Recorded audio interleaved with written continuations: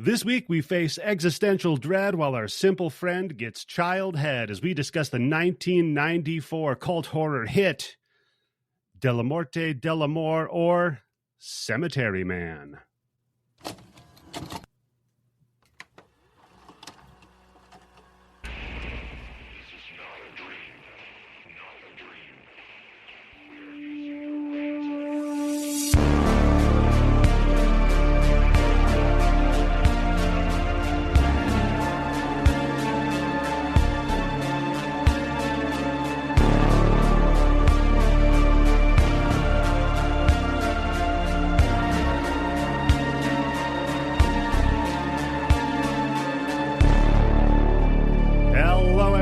Welcome to the Bloody Bits Horror Show. I'm your host, Eddie, the Axe Jefferson, and joining me as always with a shovel in his hand, Tim Yobo. How are you doing today, good sir? Wow, why do I get that? Damn, you're always kind to me in these intros, but you give me that guy? No, you're my sidekick. Yeah, well, maybe you're going to be my sidekick. Well, maybe. We'll see how it ends. But, Tim, we are not alone on this journey, no. We have the mayor's daughter with us. You know what? I'll give you that one. It's Candice. How are you? Fantastic. How are you guys? Oh, I am doing swimmingly and splendidly on this beautiful Sunday afternoon down here in Southern California. Just, you know what? I had the most bizarre weekend of movies to watch for my collective podcasts. Between Cemetary Man, Dead Man on Campus. No, I had American Werewolf in Paris. Oh. Was it Dead Man on Campus? Yeah, we're taking a vacation. Oh, okay. Well, that's right. It is fall break. I'm up to date on the show. I noticed that, yes. Yeah. You noticed we're taking a vacation. You know what Matt told me after we recorded today? He was like, I'm just starting to realize this is just me getting my biography out in audio format. But mostly... Yeah, but what's fucked up is you own the copyrights to it. You're damn right I do. Listen, when he ends up going fucking crazy and killing people, I'm going to be the one that has the rights to make the fucking book and the movie. I was going to say, like, when his comic book, like, really takes off or something like that. But, okay, you went serial killer route. No, he's going to kill somebody. Well, you think because he's so nice, he's just too nice? Yep. You think he's just, like, bottling up all of his negativity and then he's going to explode? Do not trust that 100%, Candice. He's going to end up like the dude in this movie? Yeah. By the end of Anybody it? who defends all those 3 Halloween movies, there's got to be something wrong. Something more severe is wrong that's under the surface of that. But before we dig into anything even nearly that creepy is fucking what goes on in Matt Anderson's head, Candice, I got a question for you. Yeah. What have you been consuming this week? Well, today, and I've only been home for like an hour, I watched Five Nights at Freddy's. And in an hour you watched it? No, definitely did not watch it in an hour, but I just got back. Like, I barely had in time the to like, theater. sit down. You saw it on the big screen. Oh, yes. And how was your viewing experience of Five Nights at Freddy's? Well, the only reason I wanted to see it in the movie theater is because my son is a huge Five Nights at Freddy's fan. I mean, huge. He knows Big all the Fred lore head, inside and out. And I know it now because he's told me over and over and over again all the lore inside and out. So I went to the biggest, fanciest movie theater we had, where the lights would change depending on the trailers happening, and super like with the heated seats that move and stuff. Nice. Oh yeah, real nice. Yeah. Just the best viewing experience I could possibly give him. But what about the movie? Well, the movie, and I think this is people expecting something for them when it's not for them. This is gateway horror. This is a tame movie, which those games are tame too. So what the hell were you people expecting? But I totally agree with you. It's a solid movie. It has a beginning, middle, and end. It has a plot that makes sense. I even had a twist in it that I didn't see coming. I was like, oh, that was pretty good. That was nice. I like that. Yeah, but it's for the fans. It's for the fans, and it's for the Gen Z fans. And it's also not just for us. It's a horror movie for kids too, guys. It's a kids horror movie. Calm the fuck down, people. Right. Totally agree. By the end of it, I was like, oh, I mean, that was all right. I didn't hate the experience, but whatever. And then I look over at my son, and he's like, "Can you tell I'm tearing up?" I was like, And no. you called him a pussy. You're like, No.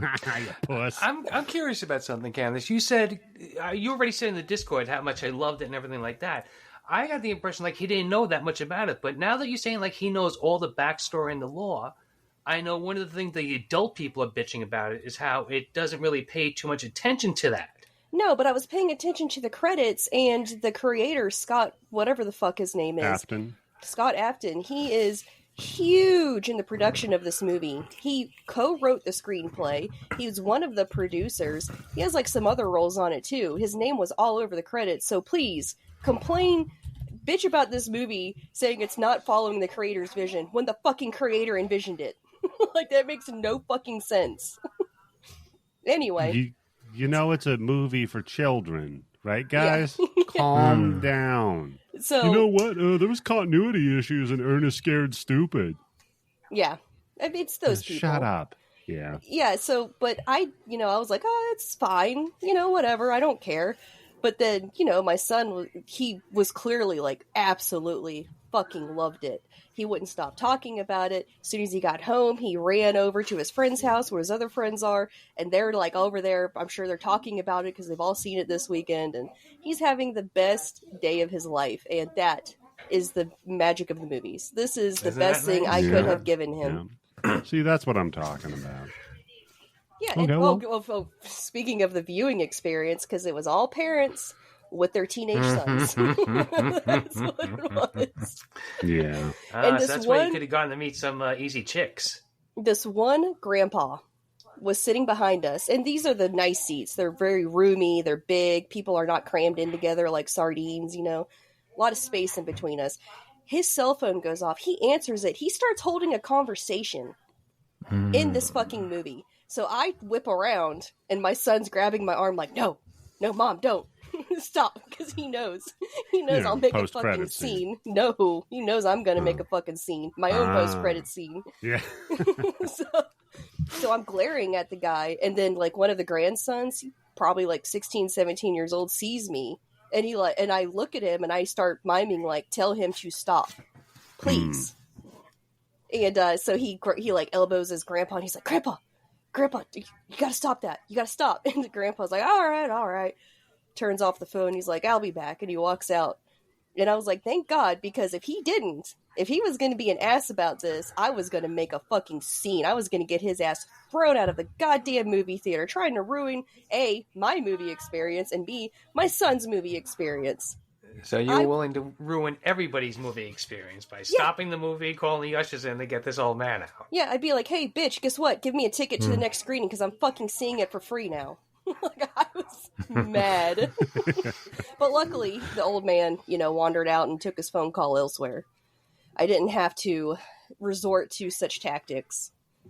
Old people, huh? I tell you. It was fuck everything up, man. It was fun, though, because it's all pack full of fans, and every time there'd be an Easter egg or they'd reference something, you could hear the kids whispering to their parents. Oh, yeah. Like, explaining, like, what was happening. And, like, at one point, I showed a cupcake, and my son's like, Carl. Yeah, he says, oh my God. And then he starts laughing. And I was like, what? Yeah. That was funny because he finally feels smarter than you. It's funny because I was making a joke with my daughter. It was like, you think the fucking cupcake's going to be in there and kill anybody or anything? Because it's like such a little novelty thing. That thing was fucking mean, dude. Bit someone's face off. Yeah. It was like a critter, Tim. It was like a langolier. There's a reference you'll get. I get that. Let me get your opinion on something, Eddie. Sure. I know that there was real puppets and animatronics used, but did they not have like a CG tinge to them? They did, and it was unsettling. The CG on it was obnoxious. Yeah, I'm going to be honest with you. Really... I do got to say, probably the more disturbing visual than the CGI on the puppets, though, was Matthew Lillard. Oh, he got so old. He's old, Tim. I know. He was in a Law and Order SVU episode where he was banging Carol Burnett. Oh, someone even older. And he was her nephew. Was she like an invalid that he was taking care of or something? No, she was doing it was a Sunset Boulevard homage to it. She was doing Gloria Swanson because at the end when they find out what she did, because she also pushed her husband off the fucking penthouse balcony. She's just watching an old movie of her, Carol Burnett, when she's like fucking 18 years old. So it's like Sunset Boulevard all over. Gotcha. They all come back to Law and Order SVU somehow. Yeah, speaking of Matthew Lillard, I put this in the Discord, but I'm going to put it on the podcast too because I was gobsmacked.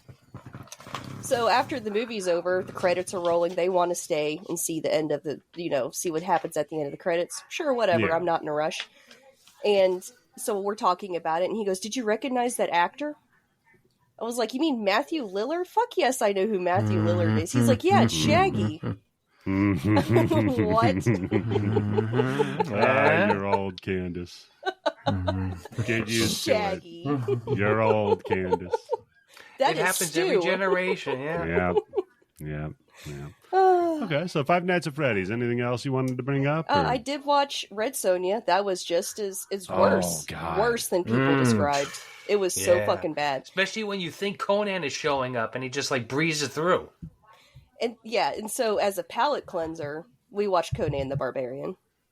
And that movie did not disappoint. I know I've seen it before a long time ago, but I remembered nothing from it.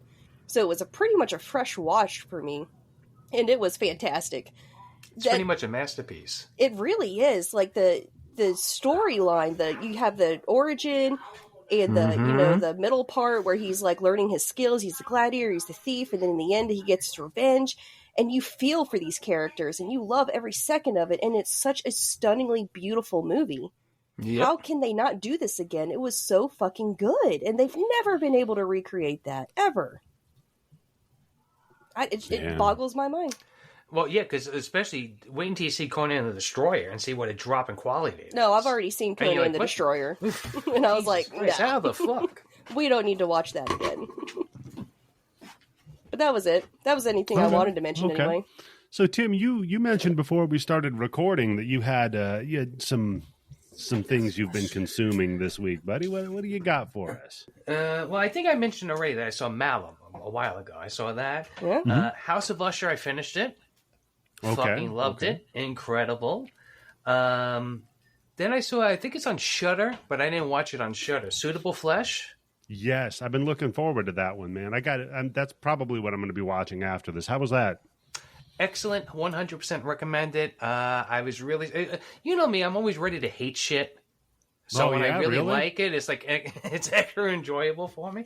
Well, look, if you're ready to hate something and it turns out nice, you're pleasantly surprised. If you're thinking something's going to be great and you go see it, you're like, yeah. So yeah, it's not like you walk around just a bitter man most of the time. You just are always pleasantly surprised, right, Tim? Well, but especially when I get to see a recap of before and after with Heather Graham from Boogie Nights until this movie. Ooh, buddy. Yes, incredible movie. Just really everybody in the movie, especially the kid. Wait until you see the kid in the movie, the teenage guy. Okay, incredible. The fucking kid really can act his ass off. Wow. And then let's see, what was the other thing I saw? I watched 2 episodes of that John Carpenter Suburban Screams or whatever the fuck it is. Yeah. How is that? Okay, this shit ain't for me because this is all based on a true story. And the first one is about a group of friends who make a witch board in a basement and then somebody gets possessed or some shit like that. And it turns out that one of the girls there, her sister disappeared and now the ghost is talking to the boyfriend to find her body. I'm like, for real? Yeah. I mean, that's a pretty basic ghost story. Is it because it's so basic? Is that what really leaves you out? Yeah, and it's portraying to be a true story.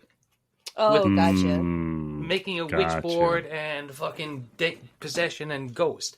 Second one, though, was really fucking good because it was called, like, The Killer Comes Home, and it was basically like a fucking remake of Halloween. Because there's this small town, and everybody knows everybody. The guy's like, when you have bad kids, everybody knows it. If you're having fights with your husband or wife, everybody knows it. Yeah. And for the most part, everybody gets along, except there's this one fucking guy in town that's just like the town asshole, right? You. and he ends up robbing some old people because he has to have a safe in the house, and he beats the shit out of the husband, kills him, and almost kills the wife and gets away. Meanwhile, the guy who just came in the town as the new reporter starts writing all these stories about him. And when he gets caught, he has a personal vendetta against this reporter.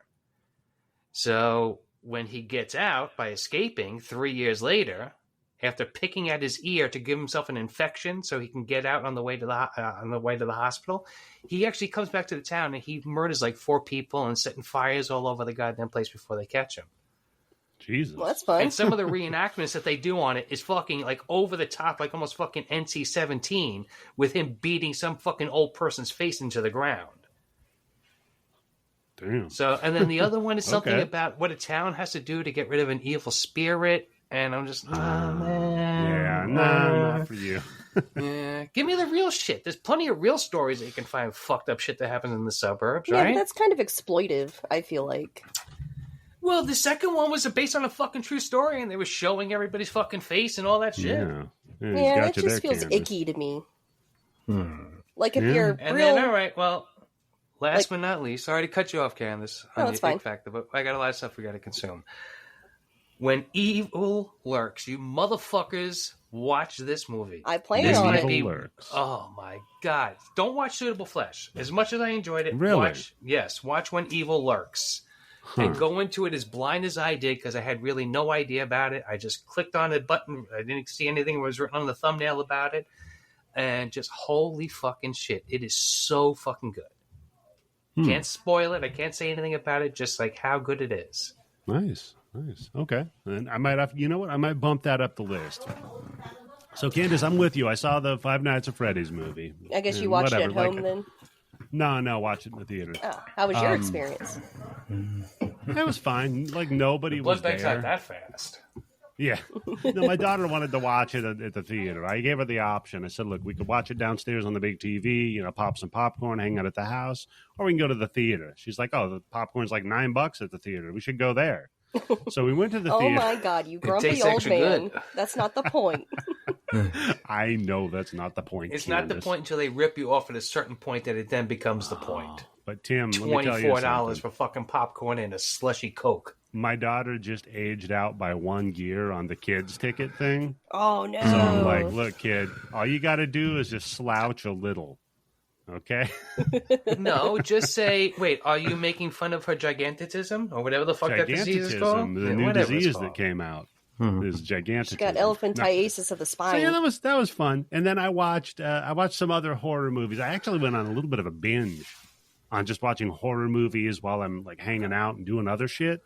So first one I watched Fall. You already told us you did not like it. I told you about that one. It was a piece of shit. And then I saw Saw X. Told you it was pretty good. Isn't it fucked up that that Amanda looks older than he does? Yeah, that's rough, man. Especially with that wig. That's not doing her any good. No. That wig is rough. I get why they did it. They're trying to make her look like Amanda Between, but yeah. Then I watched Death Count.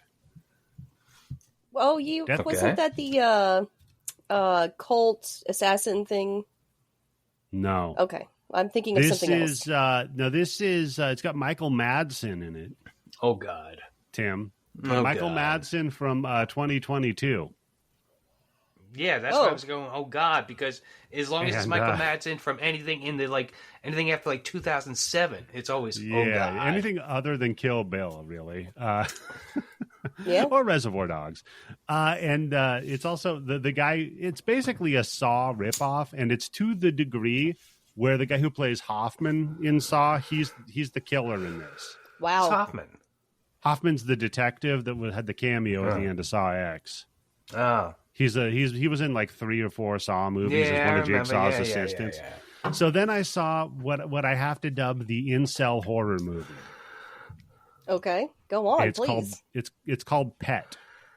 Okay. Is that That's an older movie, isn't it? Yeah, 2016. So is that really a old. verb or an adjective? Well, you know what? It could be either. Is this actually the guy who's always bringing the chick all the takeout food she can eat? Yes, sort of. Yeah. So one of the hobbits, Candice, you'll identify with this. One of the hobbits from Lord of the Rings, he's a psychopath that's true. in this movie. Dominic Monaghan or whatever. And he works at like an animal shelter, and he gets obsessed with this chick. So he kidnaps her and he puts her in a cage under the animal shelter. Oh, no, I'm thinking of a different movie then. I'm sorry. Oh, okay. So he puts her in a cage under this animal shelter, and then his whole thing is like, I'm going to make you, learn to love me or whatever, because he's a psychopath, right? Does he give her a treat every time she does something good? Does he say, Kinda. do you love me? Could you learn to love me? So then he starts reading her diary, of course, to learn about her, and then you find out that, like, she figured out her friend cheated with her boyfriend on her. So she killed her friend, made it look like an accident. Then she got a taste for killing people, so she's been killing homeless people. This sounds like a good movie. For fun. Okay. It's not, Candice. Okay. It's not a good movie. Okay. So now the thing is, incel. so now he's all like, okay, well, I'm gonna help her, but I can't let her go, but I also don't want to call the cops on her because I love her or whatever. So I'm gonna help her get through this. So it turns out she just ends up like convincing him to let her out. She like has him cut a finger off to prove his love for her or whatever. And then by the end of it, she's back with her abusive boyfriend, like fucking him, and finds out like he cheats on her again. So she picks up the phone and sees that, right? Because she gets away from the dude. So she picks up the phone. The guy who would really she take gets care away from of the her nice guy. Right, Tim. And so she's fucking her abusive boyfriend that cheats on her all the time. She picks up the phone and sees that he's cheating again because he gets a text or whatever. This is the end of the movie. So sees that, right? And then you think like, okay, she's going to kill the boyfriend because she goes to reach for something and she gets her keys. She's like, oh, I got to go. See ya. And this is like a couple of years, I guess, after she was kidnapped. She goes to this like warehouse where now she's got the dude, the Hobbit dude in the cage. She's cut off most of his fingers and blinded him.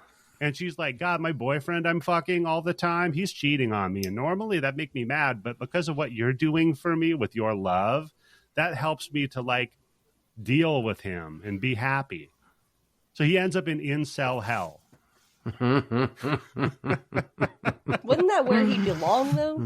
He's in the cuck cage. I mean, yeah, but if you described this movie to an incel, they'd be like, see, this is how fucking bitches are. This is what they do to you every fucking time. I said, yeah, she left a nice guy for the fucking ex-old boyfriend. Like, not thinking about the incel angle, but you just describing it, I was like, hey, that sounds fun. That's like a good movie. Then I started That's something watching... a woman would say, Candice. Yeah, that movie bothered me. Like, it was annoying and stuff. So then I started watching Murder Size. Tim, buddy. Murder Size. Get on that one.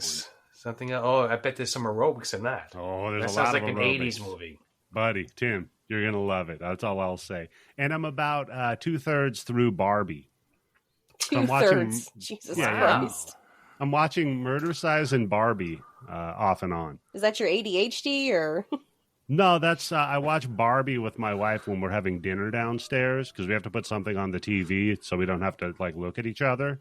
And Murder Size, that's for me. See, me and my husband, we do that. We'll watch something, but it's usually like a YouTube video.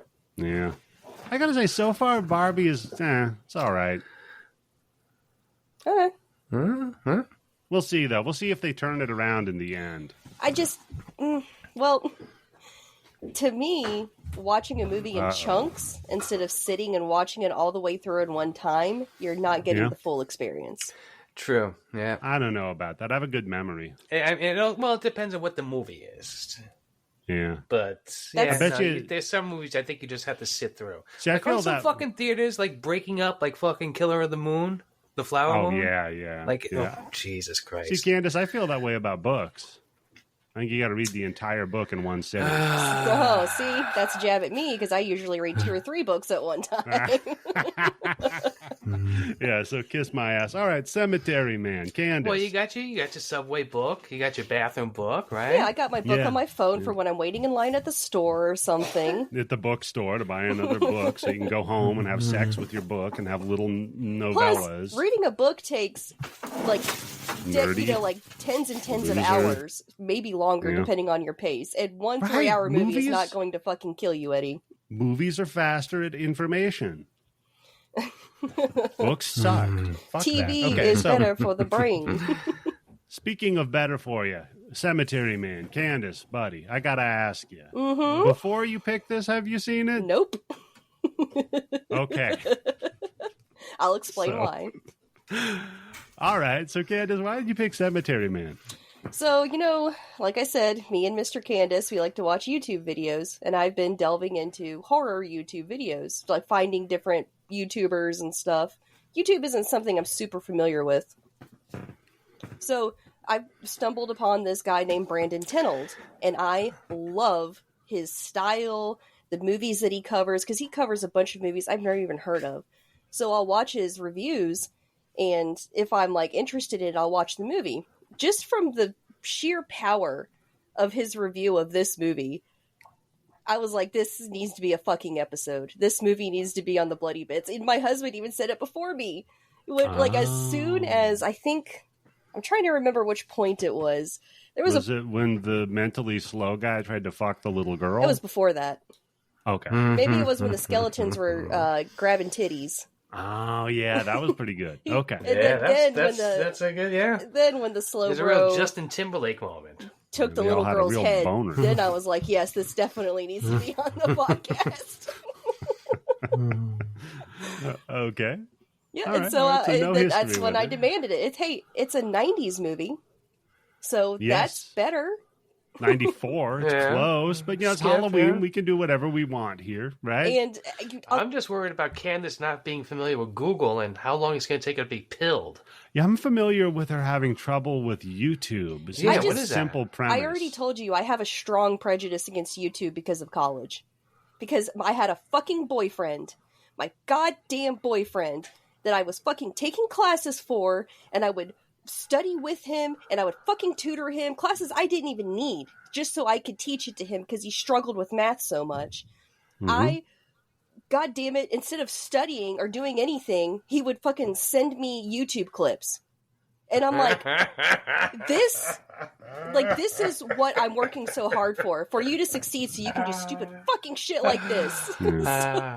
Good So- taste in boyfriends, Candice. Sounds to me, yeah, more like you have a problem with yourself than you do with YouTube. Oh, that's why I'm so mad. He's an idiot, whatever. I'm more mad at myself for wasting my goddamn time for so fucking long. Yeah, That's is the truth. so- You isn't could have been it? a scientist, Candice. And this was the 2000s. This was the dawn of YouTube, especially in college.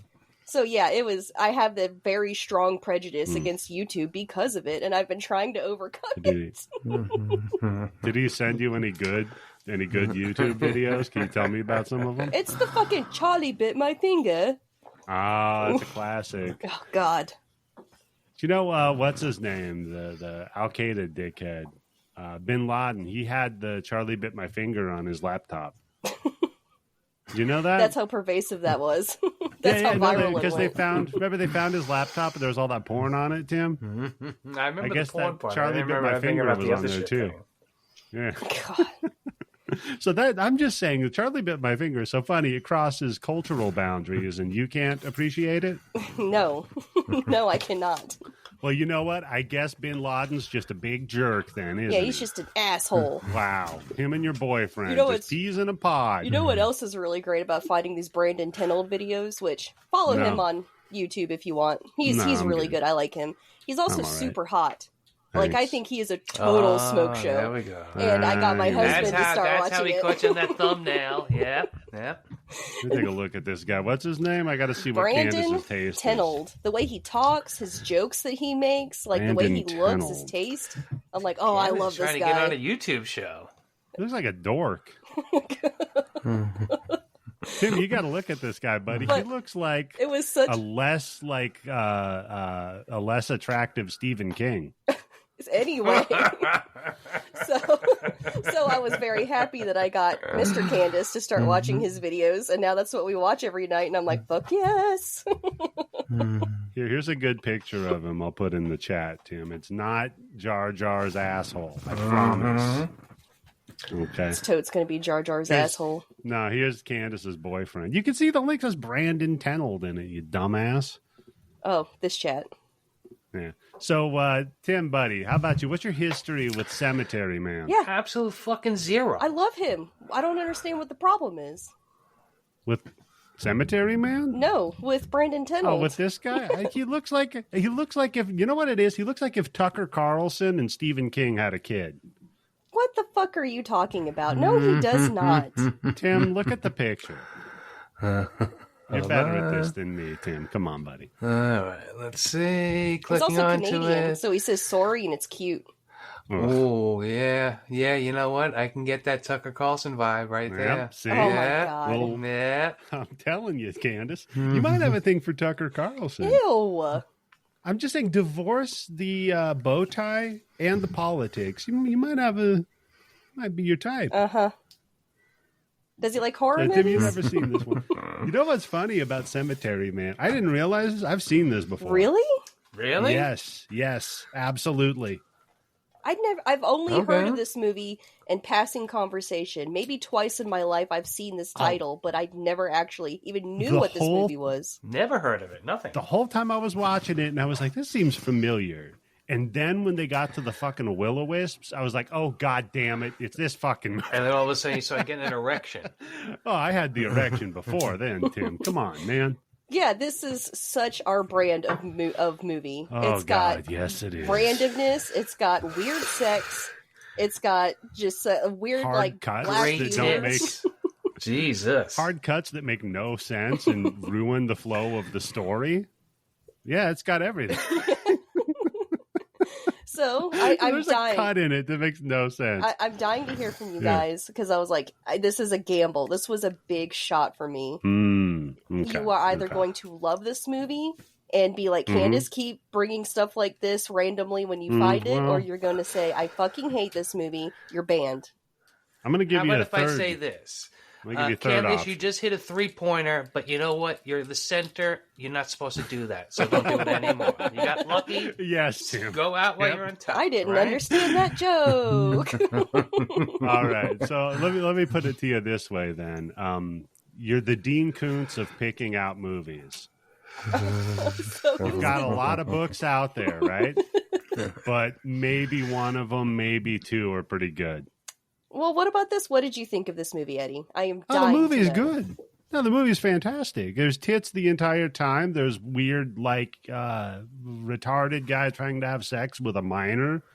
And it literally, like I said, there's cuts in it where it just makes absolutely no fucking Yeah, sense. shit It's- happens. It's great. Shit happens where you're like, why, how, what? For no reason, Yeah, seemingly. Exactly, Yeah. and I love that.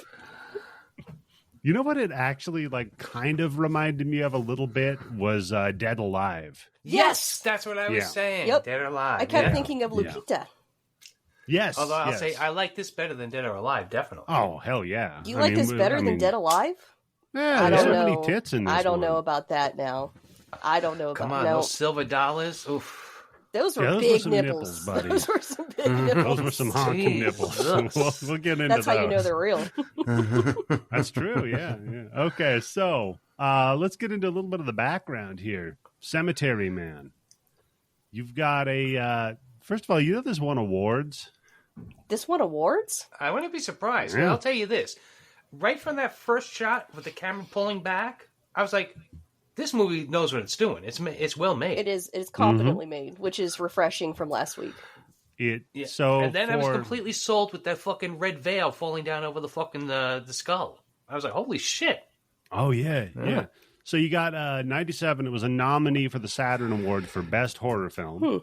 So it didn't win that one. Okay, but it did win the Gerardimer Film Festival Special Jury Prize.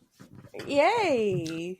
Yep. It also won the Malaga International Week of Fantastic Cinema's Best Actor for Rupert Everett. You know, I never thought he was hot, but in this movie, I was feeling him. You get it. I get it. You Yeah, I get it now. I was like, please, I'm so glad he's the And star. it won the Chainsaw Award from Fangoria in 97 for Best Limited Release / Direct-to-Video Film. Wow. So it high praise. barely won awards. Yeah, I mean, it won awards. Technically. Though, so. Some of them I can pronounce. I think so one that's of them was pretty a good. Those are the best awards, participation. Candice. Yeah. One of them was a participation trophy. Yeah, and then I was looking over the cast, and I'm like, really, other than Rupert Everett, not a lot of big names here. The main girl, she was just how she's credited. You guys think she's beautiful? She's unique looking. She's got, you know what she has? She's got that little bit of the like Fairuza Balk crazy eyes. She's got cat eyes. Yeah, a little bit of that. Okay, I was curious. Nice tits though. Very nice. I was reading on Wikipedia because I'm like, what other movies has she been in? Yeah. For some reason, I don't know why. And I found out that she created quite a scandal on Italian television where she took her panties off and gave them to the host to smell, and he actually smelled them. Wouldn't you?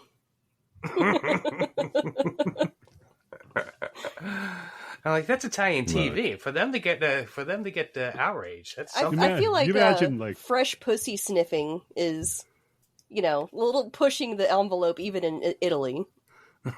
What? It's got to be like a day old. Yeah, you gotta give it a day. You gotta age it. It's like Parmesan cheese. Yeah, I wore these yesterday. Yeah, I was doing a flight of pussy sniffing the other day. Didn't occurred yet. That reminds me of oh, you can really get the valley on this one.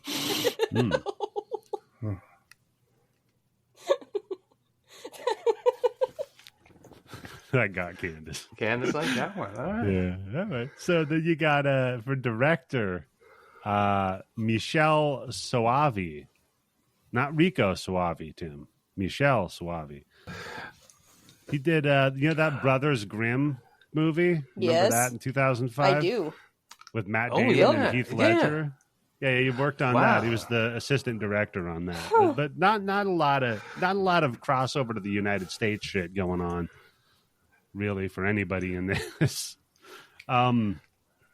That's about it, though, as far as like cast goes. I'll bet you this. I'll bet most of the people, like the directors, like the people that we don't know, I bet you if they're not huge over there, I bet you all have like 50 or 60 fucking credits. So, Tim, would you believe that this is kind of based off of a comic book series in Italy? Wow. Fuck, I thought Japan had the comics. It's called Dylan Dog, the Detective of the Nightmare. Wasn't there, in the 2010s, a Dylan Dog movie starring the guy who played Superman in the Bryan Singer Superman? Yeah, we were talking about that, actually, when I told Matt what we were covering. Yeah, of course Matt knows about Dylan Dog. Yeah, I'd heard about the comic series then, but I did not know until I watched that Brandon Tenold video that this was based on those comics. That this was also that. And I was like, well, now I need to watch that movie because I fucking love this movie. Yeah, the wrestler Kurt Angle is in that movie. That's interesting. Oh, dude, so's Taye Diggs. All right. Yeah, you got to check that one out. That's Peter Stormare is Gabriel in it. Yeah, Candice. I mean, yeah, that's true. I remember it actually got good reviews. Like, it was a popular movie. It was an unpopular movie that got popular reviews. Okay. Well, that's something worth looking into then, yeah, Candice. We might have to watch some Dylan Dog. Watch Dylan Dog. So is Dylan Dog like the Italian Kolchak? I thought he was like the Italian Constantine. Oh, okay. That's what I gathered from what I've heard. I could be completely wrong. That would make more sense. It was like a drunker Constantine. Drunker? How do you get more drunk than Constantine? By being Italian. You think it's the grease in their blood that, makes it work faster? No, it's the wine. The guy, this guy gets done fucking and he's sweating. He's like, oh, I'm thirsty. He goes up for a bottle of wine. Tim, can you imagine that, buddy? You're like, man, I need something to quench my fucking thirst. I don't know. Going to sleep with a wine hangover and then waking up with the wine quenching it? No, not a good mix. Ugh. So the worst kind of puking you can ever do is getting drunk on wine. Or on a minor. That sounds rough, buddy. Or on what? Lighter fluid? Or on a minor. Getting drunk on a minor? No, puking on a minor. Puking on a minor. Gotcha. It's a callback to the movie. So we open up on our hero, Francesco getting out of the shower. Candice. I said, something for the ladies. First line, already this movie fucking rules. I'll tell you this, when I saw him, I was like, wow, it's going to be really hard to understand this guy with an Italian accent with that name. And then he opens his mouth. Yeah, he's British.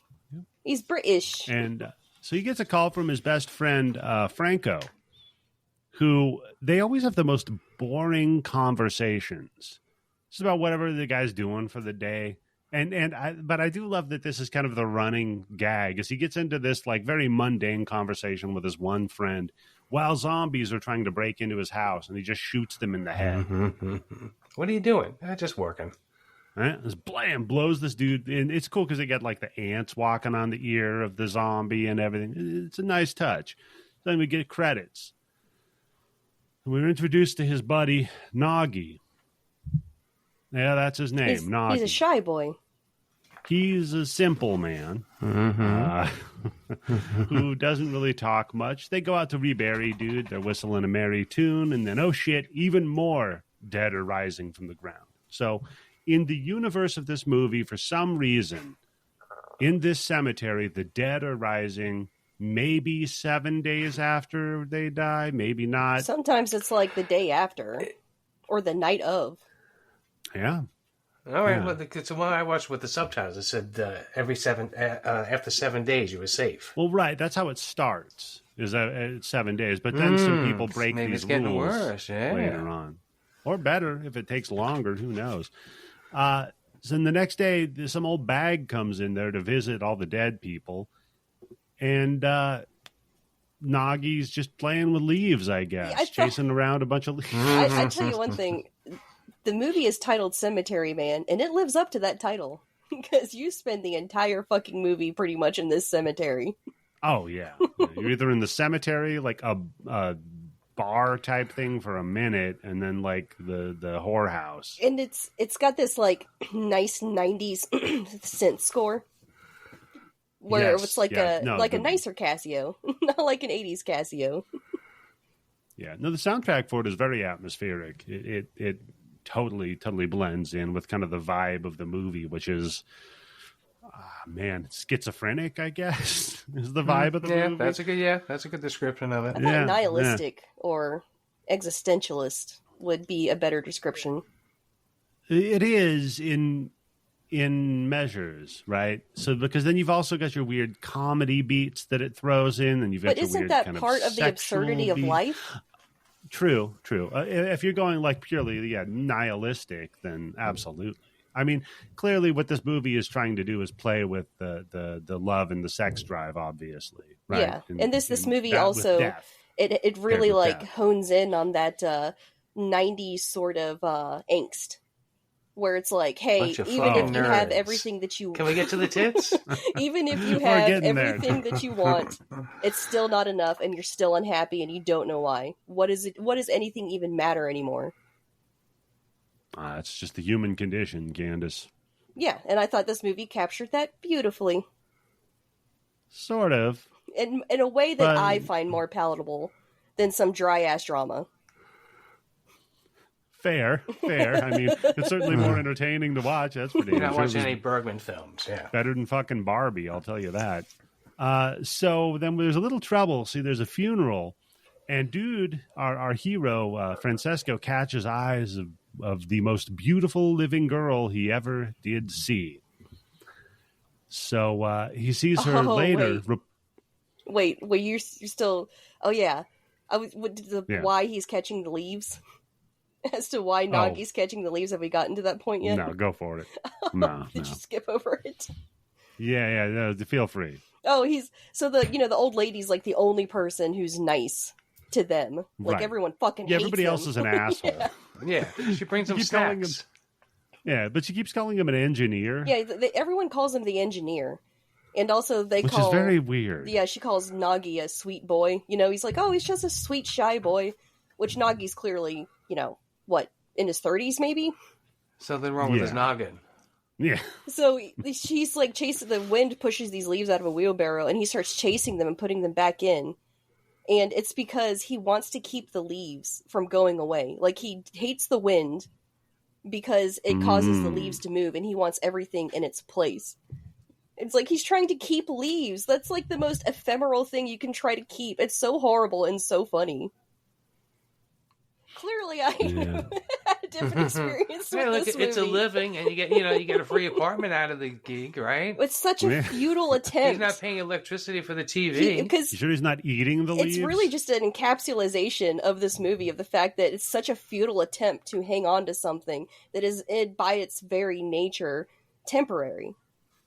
Oh, yeah, we're all going to die and decay. Yeah, exactly. And we're just gathering it all together and putting it in this one spot where it needs to stay. Yeah, which is by and large completely meaningless. It's the Ozymandias, right? It's great. Hey, look, I was a big badass, but my statue's falling apart, and who cares? Because time makes a fool of us all. Yep. So it's a great movie. Guy falls in love, love at first sight with some broad. He's sneaks up on her later, replacing the flowers in what he thinks are her father's grave.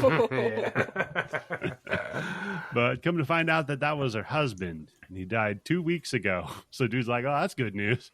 She's like, what the fuck? I love how the picture on the gravestone keeps changing. Yeah, the old man's face keeps getting like leery.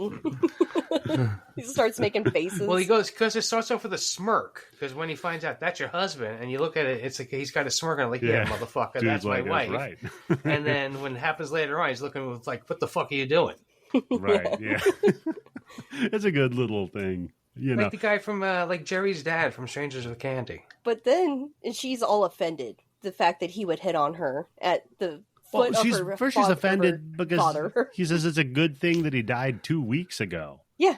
And he's like, no, I don't mean like it's good that he's dead. I'm just saying, never mind. Well, and this is when she like oversells the husband, well, right? this is when she storms off, but then immediately comes back and then says this. Yeah. So she leaves, and then our hero goes to visit his buddy, who I guess his job is collecting paperwork. And he's just complaining to his buddy. He's like, man, as fucking hard as I got to work. First I got to bury him, then I got to shoot him, then I got to bury him again. I should get more money. How is he getting paid? Who is he getting paid from? The mayor. Yeah, the mayor is paid. Oh, okay, yeah. That's right, yeah. That makes sense. Yeah. Because remember, he's trying to get a raise from the mayor eventually. So his buddy's like, that's easy. Just fill out an M3 form. He's like, nah, fuck that. I'd rather just shoot him. And I'm like, well, you have to shoot him either way. You might as well get a raise, right? Yeah. Whatever. So we cut to him digging another grave. And yeah, of course, chick shows back up. I don't think they ever even name. Nope, she's she. Because because she plays more than one character. Yeah. Right. She's a kind real of Meg this, Ryan and Joe versus the volcano. Well, she's this idealized notion of love and not necessarily romantic love, but lust, I guess, more, because we find out that the rumor is that our hero is impotent. Yeah, everybody keeps talking about how he's impotent or he's a eunuch. They keep switching back and forth between the two. Yeah, it seems like they don't know. That gang's got his fingers into everybody's ears in that town. I thought lies. at first they were catcalling him because they kept talking about what you're going to do with your cock, and I'm like, what? Why would you catcall somebody like that? And then as they kept talking, it's like, oh, I see. They're making fun of him because he's impotent or a eunuch, right? Which is such a dick move. Poor guy. If he is impotent, man, they can't help it. What are you gonna do? So, yeah, meets the chick again. And she's just got no time for his ass, right? Until finally he says the magic words like, oh, we've got an ossuary. She's like, oh, wait a minute. The fact that she's down the bone. I guess it really is Bone Town. But I beat you to it, Candice. Could you imagine just using an ossuary as a fucking pickup line? And it works. And it fucking works. Not the house. It's like if you're a kid and you're like, hey, you guys should come over to my place. I got Nintendo. And they're like, oh, cool. Nintendo. Oh, you got an ossuary. Sweet. Well, what else is his house? We're going to see Candice. What else is he gonna like brag about? I have a simple friend that makes the worst pasta I've ever seen in my life. I have to eat it every night. Yeah, with bananas By in it and hand. shit. He makes it by hand and he eats it by hand. Still, at least he doesn't break the noodles. Yeah, Tim. have you guys ever? What's the weirdest pickup line you guys have ever used? Pickup line? I don't use pickup lines. Yeah, I don't think I ever really had What's one. an opener? What's the weirdest opener you've ever used? How about that? Opener? It's kind of the same thing. Damn. No, because a pickup line's when you're like immediately going for it, but an Yeah. opener is just sparking conversation. Yeah. God damn, it's been so long, Candice. Since I don't you've had even to do know if I anything can like that? remember. Oh yeah, yeah. Usually the women just come up to me. Shit. Ugh. So, Allergy season in Missouri. Tim, you never had a good like an opener with a chick? You're Not like, hey, really, check not out. that I can think of. Jay, I told you many times with my friend Mario, he had all the best lines, so there was nothing Yeah. left for me to pull off that I already hadn't rolled my eyes at a million So- times hearing. Yeah. Tim's move would be like, hey, you want to go smoke some weed and listen to Pink Floyd? And then they're like, I don't know about that. And then he'd whip out his cool change dispenser and be like, can I change your mind? Ching, ching. What about you, Candice? What's the best line you've ever used to pick up a guy? Oh no, I've never picked up a guy. I've asked guys out, but I've never like walked Yeah, up to women one. don't and, do that. I don't do that. That's not really I don't their- have to do it it's because not I their just thing. exist. No, some of the women in this movie do that. Well, I mean, but they are kind of more like trying to make a sale rather than. But you know what? That shit's on them. Yeah. You kind of, there's two things. You got to get your money up front. And you got to tell them what the deal is, right? Money up front and agree upon the terms of service before rendering. Yep. Agreed. But you know what, Tim? They got him, so it worked. Yeah. Well. So he takes He her down. GTA'd their ass. He takes her down into the ossuary that looks like. If you have ever seen that show Dirty Jobs, they have this episode that's the sewers in San Francisco. Kind of looks like that, only with less bones. That's homeless people's bones, yeah. And, I was half expecting the Goth Ninja Turtles to come out Goth. because it looks like a sewer. All right. And they're in Italy, so you've got the artists that they're named. Never mind. Anyhow. No, they're in Italy. They're named after American artists. So she begs him. They're named after like Andy Warhol. There's who was the shithead? Norman. He's got a can of Campbell soup as his weapon.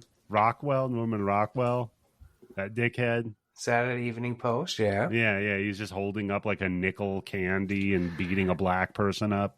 Let's see. Who else? Yeah, that's about it. That's all I can That's think about of. it. Oh no, what's his name that died? The Happy Little Clouds guy. Oh, Bob Ross. Bob Ross. He'd be like their Splinter, right? He'd be the mentor. Kind of tells them how to run their life. Anyhow, so yeah, she's like, no, come back here, man. Let's take a look. And she starts like sniffing cobwebs and skulls. No, first and she shit. takes her fucking shoes off and she just walks right into this fucking ankle deep fucking bone. She's a wall. dirty girl. What? Jesus Christ. Mm-hmm. Then, She's got trench foot though. yeah, She likes it. Yeah, Gets her off. did hell in World War One. Gets her off her feet. Yeah. It's funny. She goes bareback with her feet, but not with her face. Not interesting. So no, then she starts like going to make out with him. And she's like, no, hold on a second. And she has to put like a cloth over his head so that they can kiss like through her Yeah, 'cause veil. she's done and up as a his. sexy widow outfit with the veil and everything. Yeah. And I just said, man, this is going to make fucking hard. You got to have the cloth in between. Well, maybe you. just your face. It's not like you're going to Not kiss over the her. clothes, over the I mean, cloth. do you really want to see her Yeah. face? I think they're going to be fucking through a hole in a sheet. No, but it doesn't drape all the way over them. It's just their face. You could walk around with a sheet with a hole with his dick hanging out like a scary, like As horny ghost. impersonal as possible. Look, that dick is just floating down the street. Yeah. Ooh, it's a scary ghost dick. Damn it. You guys guessed my Halloween outfit this year. Ghost dick. Look at all the Painted ectoplasm. all green. Yeah. Ooh, look at all the, it's going everywhere. Get the kids out of here. This is getting crazy. So then fucking she starts freaking out. She's like, "Oh, this place is like forcing me to fuck you. Make me too horny. Yeah, she has to like blame it on someone else because she's clearly down to Bone Town. But all right, she just the water level just raised you don't a go quarter dress to the inch. cemetery like that. I'm sorry. And that's where I She's put, dripping in- gotcha, it's necromantic, bitch. But you weren't expecting that, were you? Yeah. Because I knew what was in this movie going in. I just hadn't actually watched it yet. And then I tell you, I never wanted to have skeleton friends before, but with how efficient they are at taking a woman's clothes off against her will. Oh. That's what I said before. This must be the skeleton of Justin Timberlake. Necrophiliac rape. Now do you guys love me? That's not rape, though. She gets away. That's assault. Yeah, if anything else. Menacing if they got a good lawyer. Oh, wait, Plus it's Italy. here was my joke. She's complimenting his boner. That was my joke. Okay. My joke was just, boy, it got a whole lot wetter down here. So, and then that night, we see that they're making out in the cemetery while people are dangling burning marshmallows all over the place. Oh my God, you can see the strings. You can. It's pretty cheesy, but it's Pussy Will-o'-the-Wisps. Yeah. And what the fuck did they call them? The Will-o'-the-Wisps? They had some like fancy Gengars little or French. something like that. Ignis Fautus. So ignited fart. Yeah, ignited fart. That's what a will-o'-the-wisp is. So next time you go out sniffing will-o'-the-wisps, guys, it's a fart that somebody At first, he starts following it, and I'm like, you fucking idiot. All of the tales say never follow a will-o'-the-wisp. They lead you to your doom. Do you think that happened in this case? So what are they, like mermaids of the cemetery guys? They like to trick people by like being out in the bogs, because it's really just swamp gas that's igniting. That's what that is. And so people would say if you walked out there, they were luring you to your death because the bog would swallow you up, or the swamp would. So literally it translates to foolish fire. Yeah, because you're not supposed to follow because it. It's a deceptive goal or hope. And hey, here's a good one for you. The Scottish name for it is spunky. Really? Yeah, Spunkie. So I'm about to shoot my spunky all over this bitch in the cemetery. That's how you put them out. Yeah. So they're like staring at some weird castle on an island that never comes up again. Yeah, I don't know. And don't know what's up with this. Dude comes over, and they just start fucking. And the marshmallows are watching them. And I like that she's like, hey, I didn't really want a crowd for this. So the guy blows them and they leave. And now he kills one of them. And then the other ones just run away squealing like little fucking babies or something. Yeah. So now and then the camera zooms out and we see his simple friend, Nagi, watching. Fatly eating pasta with his hands. And just watching him eat some pussy, really. So they're both eating. Yeah, that's true. Little food One's for having his dinner. Little food for the heart and food for the soul. Yep. And then we cut to a plant. Called Whole Food. Whole Food. Damn. Is that what they have at Whole Foods? Yeah. Hey, you know what? At those prices. I gotta go. At those prices, I better get some pussy Better along fuck that bagel. with my broccoli rabe. Oh, God damn it. So, fat guy watches him eating some puss, and then we cut to like, I gotta figure out how the zombies work logistically in this. So there's like a plant that grows down into them through like a hole in the ground. It seems like the plants or the roots have something to do with it, because all of them pretty much have something. Because even the motorcycle dude later on has got shit coming out of his helmet. The motorcycle and he hasn't been dead that long. The helmet looks pretty dope. I got it. It does look good, yes. Yeah, it's a good effect. I mean, that's the other thing I'll point out. The practical effects that they use in this movie, for the most part, other than the will-o'-wisps, very good. Yeah. You know what, though? I'll take that because if you have a little bit of a grainy film, you're not going to see the strings, but you're going to see something that's actually really burning around and moving around. They're reacting to it instead of something that's drawn in the film later on as a computer. Yeah, that's true, Tim, because we are looking at a much higher resolution than this thing was ever intended to be seen in. So, oh, yeah, because you see some of his back dick. His back dick.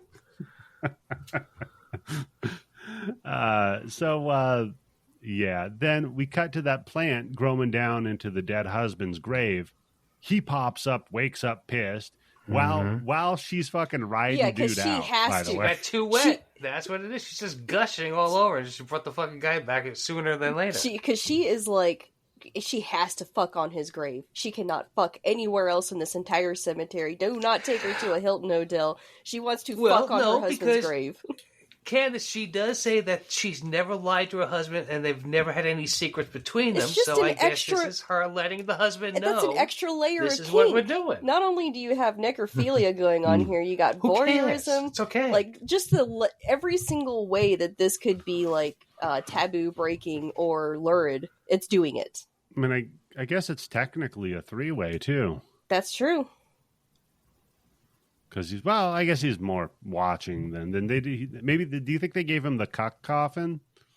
With the glass? What, the see-through one? Yeah. Oh, God. When they bury the girl in the see-through, That's the thing, though, right? It is, yeah.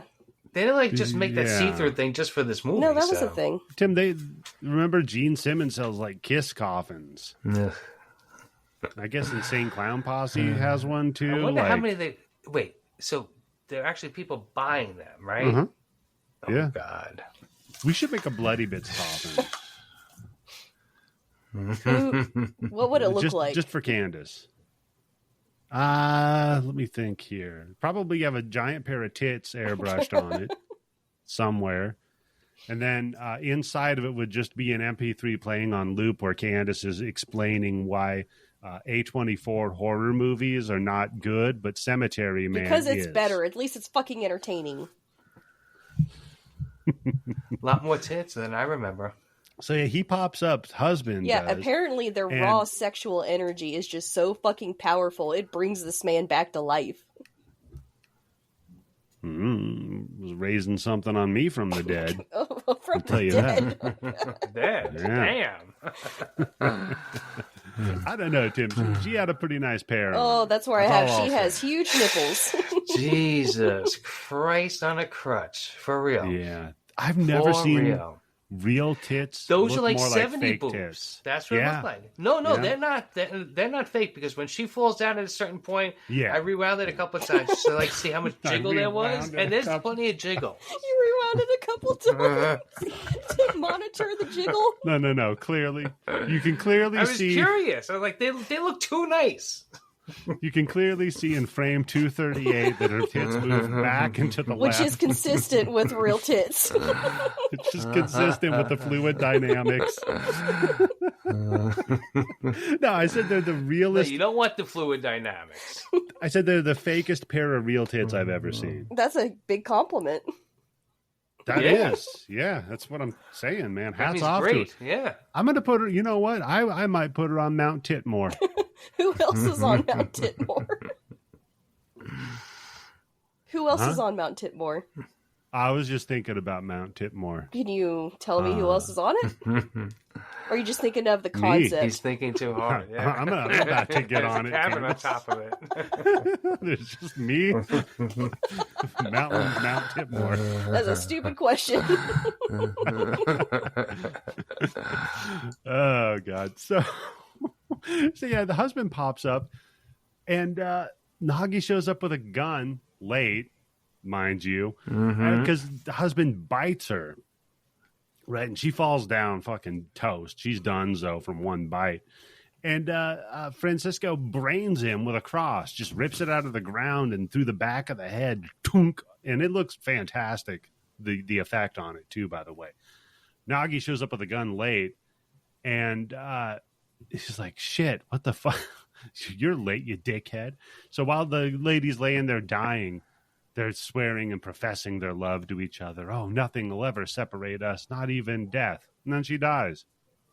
But does she? So the next day, well, no. I mean, she comes back. They always no, come but back, she's Candice. not dead at this point. They think she's dead. Yes, he believes she's dead. Later on, we'll see she isn't. So the next day, the cops show up, and they're like, I guess she died of fright while she was making love. No, they said so that there's she no was way raped. you did it. Oh, right.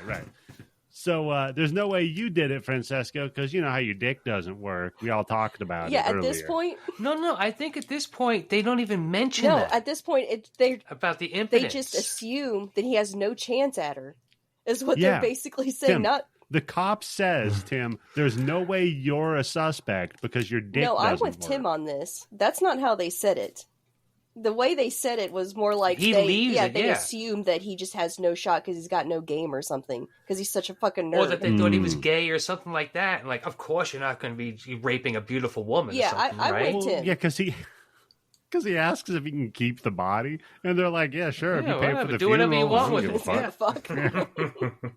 It's not like there's an active murder investigation going I on. love the Have cop at in it. this fucking movie. Oh, he's so good. He's straight out of Police Squad. Yeah, it's Mickey Knox plays the cop in this. Yeah. Marshall Stranario This or movie- whatever. He's Why so does that good. sound like a drummer from some fucking 70s hair band? He could have been Mickey Knox? in his younger times. Are you thinking of Mick Mars? Names like that. That's what it just reminded This me movie of. gives me really strong Garth Marenghi vibes. Yeah, I could see that. With like how they have all this weird shit happening around them and they're so humdrum about it.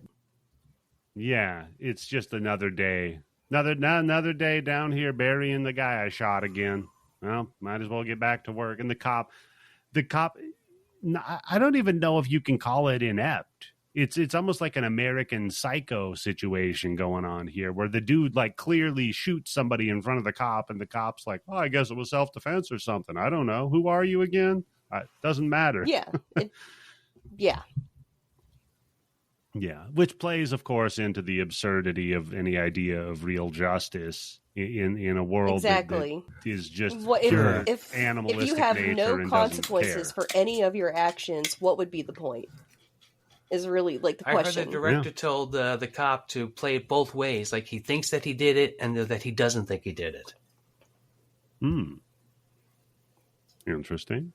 So, Back to American Psycho reference. Sorry. I was getting water and I heard it in my ears. Like, I can't get back fast enough. He's tripping over the cat. Gotcha. Well, it's okay, Tim. So, I was wondering where you were going with that. So he hangs out down in the ossuary then. He's like hanging out with her body. He's like, God damn it. She's going to come back. She's going to be a returner. And she sits up with her tits out again. And she's like, hey, let's fuck. We're in the ossuary again. Fuck him. Mm-hmm. And he's like, I can't do that. That's weird. And she's like, no, it'll be different with me. It's not going to be like the others. What he says is, but I'm alive. And she goes, but I'm not prejudiced. Oh, yeah. That's so nice. You know? I mean, if it's a love, you really, that you know. Yeah, he's like trying to say no, and she is all over him. No. She's down to clown, right? So, fucking, he just shoots her. Blam. Right in the dome. Then digs her a grave and buries her ass. Then we just cut to Nagi and Dude decide to have a fun day on town. Yeah, they're going to go get ice cream and talk to the mayor. Yeah, get ice cream and talk to the mayor. They know where the mayor is now. And I guess they run into the mayor's having lunch with the cops or something. Because Nagi, they go in there, Nagi locks in on the mayor's daughter. And I'm like, oh, shit. Oh, no. Oh, yeah. Because I'm remembering, I'm like, oh, yeah, this guy tries to fuck the little girl. Listen, That's right. Oh, no. God He's going to hug her too hard. Yeah, exactly. But at least she can come back if she gets hugged too hard. So he locks in on her, starts hyperventilating, and then just fucking pukes all over her. Man. He doesn't just start hyperventilating. First you see a line of drool, and then his face gets progressively redder and redder, and his eyes more and more bloodshot. And bigger it looks like, too. Yeah, and they start bulging out of his head, and then he just explosively vomits straight onto her. It's so fucking funny. And it's a gross vomit, too. And he does it right on it. And the girl keeps referring to him as it. What is that? Yeah, she's like, can we take it home? Can we buy it? Yeah, what is that? Right. Isn't it? Yeah, maybe in Italy back in the day, I think you could just like own different people. You could just be like, hey, he's a little special. You know, have him work in the garden or something. Just keep him away from your kids. Just tell him to keep making up like limericks or something, and then you'll be fine. Maybe drop some grains of salt in front of him and he has to count them, and that's when he can leave. Yeah. So then she gets up and she's like chill with being thrown up on, and then dude on a motorcycle just rides up and then they ride off. And I'm like, okay, well, I guess that's how this scene's going to end. That's cool. Yeah, here's what's weird about it is because she's obviously young, but her parents don't seem concerned that this guy threw up on her after staring at her like that, right? Mm-hmm, and then to top it off, she just jumps on the back of a motorcycle gang and just takes off. Like she gets puked on, and so she jumps up and the table gets knocked over, and then out of nowhere, now I got that shit on the back of my fucking jacket because you're on the back of my exactly, motorcycle. fucking boyfriend out of nowhere pulls up on a dirt bike, and she's like, "Take me out of here, Kyle!" And she jumps on his back, and I'm like, "Damn, that jacket is ruined now." Yeah, with mom's spaghetti. Man, do you think I was gonna make a Roman Polanski joke here about maybe he was at the cafe? Oh, you think that was Roman Polanski? Hanging out? Yeah, no. I think maybe Roman Polanski was hanging out at the cafe, and maybe just in Italy they're a little cooler. Well, the boyfriend's got a side piece, so why can't she? And Roman Polanski could be her side piece. Different kinds of relationships over in Italy, maybe. I don't know. Where did fucking Polanski flee to, Tim? You'd know this one. I don't think it was Italy. No, it wasn't Italy. Because he ran off when he got busted for fucking a child. Tim, you should know. No, for raping a child. Yeah. Say no, for what it is. Drugging and raping, He fled to Paris. Oh, that makes more sense. Yeah, you know what? I hope that fucking American werewolf gets him. That son of a bitch. Hope Tom Everett Scott. Are you going to use mouth in your episode for it? We did, Woo! Yeah. It's already recorded. Hey, I like that song. That's a shit movie, but that's a good song. What's that song about? I don't know. Thank you. Because we were debating what the meaning of the song. That was actually the lion's share of the episode, really, was talking about what the meaning of the song Mouth was. So pretty soon, you're not even going to be talking about the movie. We'll be talking about the movie a little. So he rides off on the motorcycle, and the dude's like, hey, Nagi, don't worry. Sooner or later, she'll end up dead, and then you can fuck her corpse. Yep. And Nagi's like, oh, yeah, that's a good point. So we cut to her and the dude's playing a little super hang-on, and they hit this fucking blind corner, and this bus. Man, this is Did you hear what the girl says before it happens? Because it was probably like, no, shit. She said, I wish Daddy could see us now. And that's when the bus happens. Oh, yeah. This is where this movie kind of goes off the rails with this fucking, how gory this shit is. It's a gory-ass movie. Okay, the head pop under the tire is it's like the Toxic good. Avenger. She gets decapitated. No, it goes down her. Yeah. Then we get a bus full of Boy Scouts going off the fucking cliff. It goes down the length of her back, too. It's not just her head. Oh, yeah. No, it's rough, dude. And it is bloody as shit. I think that's that part of the whole Dead Alive connection with me is because the gore in this is just fantastic. And the number of zombies by the end. Yeah. Yeah, it gets ridiculous at the end. So, okay, we cut back to our hero. He's taking another shower. And while he's doing this, I just have Nagi's eating diarrhea and watching TV. He does love his TV. Yeah. Literally later. Although, for me, it would be that chick's tits in there. Oh, instead of the girl's head, I would have cut the tip. Yeah, the other chick. Yeah. She. I'd be like, I'm gonna go downstairs and check out what's on the boob tube, guys. God damn it! Wow, Ugh. you worked that. Holy I like shit! that. I have Hats 5 off. pages of notes for this movie. So he's eating his shit, and then I just have the light in the shower goes off, which seems dangerous. He's got a light in the shower. Was it in the extra shower or was it just in the bathroom? Dude, it was in the shower. You literally was behind It's a shower him. scene. I wasn't noticing where the goddamn light was, Eddie. Yeah, she was looking at the different kind of bulbs. Yeah. Because I She's know where we're checking at. out a couple of hairy Rupert bulbs Everett looks toward damn the good in bottom. this movie. Is my note right here. Ah, there you go. He is in damn good shape. Oh yeah. That is for sure. For sure. Okay, you know what? I gave the some time to describing the boobs. Candice, go for it. He's got that very Tell us about his He's back got cock. that very particular 90s look that I am extremely attracted to. You know how Tim has his redheads and that's like catnip to him? Like 90s goth is like my fucking catnip because he's got the really black hair and the dark eyes and the pale skin and he's like It is he's a better very look. like You're right. very lean. Like he's cut but not like super buff or anything. He's still really lean. Yeah, he looks so fucking good. And plus he's always, angry and sad. So, bonus. Candice. Just the way Candice likes her men. Angry or sad. No Yeah. in between. Candice, could you just imagine your buddy there, Brandon Tenold, in that 90s goth? He would look Setup. dumb. It wouldn't work with him. He's too much of a nerd. Yeah. Because he looks like Does Tucker not look like Carlson. Tucker What about the guy Carlson. that So- we had? He does. He got a little bit kind of like got that vibe.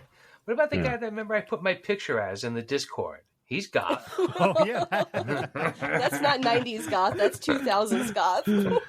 Yeah, that's new metal goth. That's the wrong goth. Yeah, that's true. Yeah. Candice is more like the Cure kind of goth guy. The Sandman. Ah, yeah. Like yeah, there you go. the guy from Wings, the Sandman. What was his name? He was Roach I know his Right. name, and I'm not going to say it. in Demon Knight. Thomas Church, Thomas Hayden Church. No. Was that it? Mhm. Yeah, he's got three names. Yeah. So anyhow. Oh, one thing I forgot to mention is after the big bus accident, they cut to a horse's reaction, which I thought was good. His horse is just like, what the hell? I called that government Wait, 3 weeks did ago we to tell them to already, put a stop did sign we already there. go over the funeral for the kids that... Okay, No, we're getting to okay. that right now because so the lights go out right during the shower. Yeah, fucking, he's like, that's a problem. So, fucking goes outside. Or no, that was after. You're right. Okay, because yeah, that's right. That's the Boy Scouts start fucking with him. So no, okay, we'll do the funeral right where you got the girl in the clear And casket. the dad is pissed that she's dead because election season's about to start. He's like, how could she go and die like this right before election season when I needed her the most? This should be good for his campaign. Yeah. Well, later on, he figures that out. Oh, Too. yeah, he does. When he's like, listen, can we dig her up and take pictures of my dead Look, I daughter? sprung for that glass coffin for a reason. That's fair, yeah. So, yeah, and old Nagi's just eyeballing her stitched up face through this clear casket. Well, Francesco guy's all like, look, man, we're gonna need to get some more bullets because there's this whole Boy Scout troop. And then I just have some other chick starts freaking out about Claudio. That And was I'm like, the what the fuck? boyfriend. And it's- her fucking side Yeah, the guy in piece. the Claudio. The main side boy. piece shows up at the funeral and starts making a scene. Like, this is the Right. best movie ever. It's so funny. And yeah, because it ends up, the dude Claudio was the dude that was fucking the mayor's daughter. So this chick that's freaking out is, the side piece.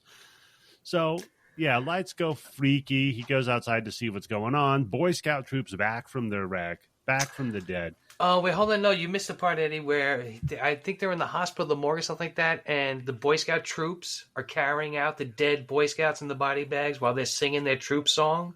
Oh, yeah. You're right, Tim. I did forget to mention that one. It's just such an absurd movie. There's so many little things like that they throw in there just for fun. Yeah, I was like, we have necrophilia, child predators, over-the-top violence, and dead kids. This is the perfect Bloody Bits movie. Oh, yeah. And so he's shooting the hell out of these kid zombies, trying to get Nagi's attention. But Nagi's got his headphones on. And then from behind, Candice, you like this one, you got a spooky nun. Oh, yeah. Who pops. Yeah, this is another reason why Rupert Everett's the best in this movie. He kills a fucking nun. Yeah, bashes her in the fucking dome and just caves her head in over and over and over. Then one of the Boy Scouts got his gun and starts shooting just kind of randomly. Like, oh, this is fun. Blam, blam. So dude runs over there, gets the gun away from him, blows the zombie's head off. Then the TV scares him. Whips around, he shoots the TV. Yeah, Poor broke Nagi, his TV. man. Now he's got nothing, yeah. Well, for a while I he's got said this nothing. movie is almost, but not quite, an Asher's pick. It's got a little more substance than right an up Asher's there. pick, but it's up there. Yeah. Wow, you know shots what? fired at Asher's. She might not know this one. I'll ping her. I'll ask her. It's not if real she's enough, a though. big fan. Like, it's pretty cartoony. Yeah. Yeah, that's And true. so I don't think she'd like it as That's- much. Yeah. Well, we need that real, like, I need a good, like, a rape scene. Yeah, there's no incest Somewhere in in this here. one, so. Like an extended Or at least a little rape head. scene. Well, I'm Would you say- sorry. I already have it found written it. down. Would you say a minor bit of head? I got it. what With an kind of English accent, I think that's how they would say it, right? That makes what sense. kind of a minor, though, Candice? Would it be like one with How's a it pickaxe? spelled? Or... Yeah. Use your imagination. It's all You in know the what's- spelling. You know what's a really good joke for an audio format? Spelling I'm pretty sure joke. listeners know what kind of joke that was. They know exactly which fucking minor I was talking about. Yeah, unfortunately, I don't think you found any gold with that one there, Candice. So he shoots the fucking TV. We go outside, right, and take out all the rest of them.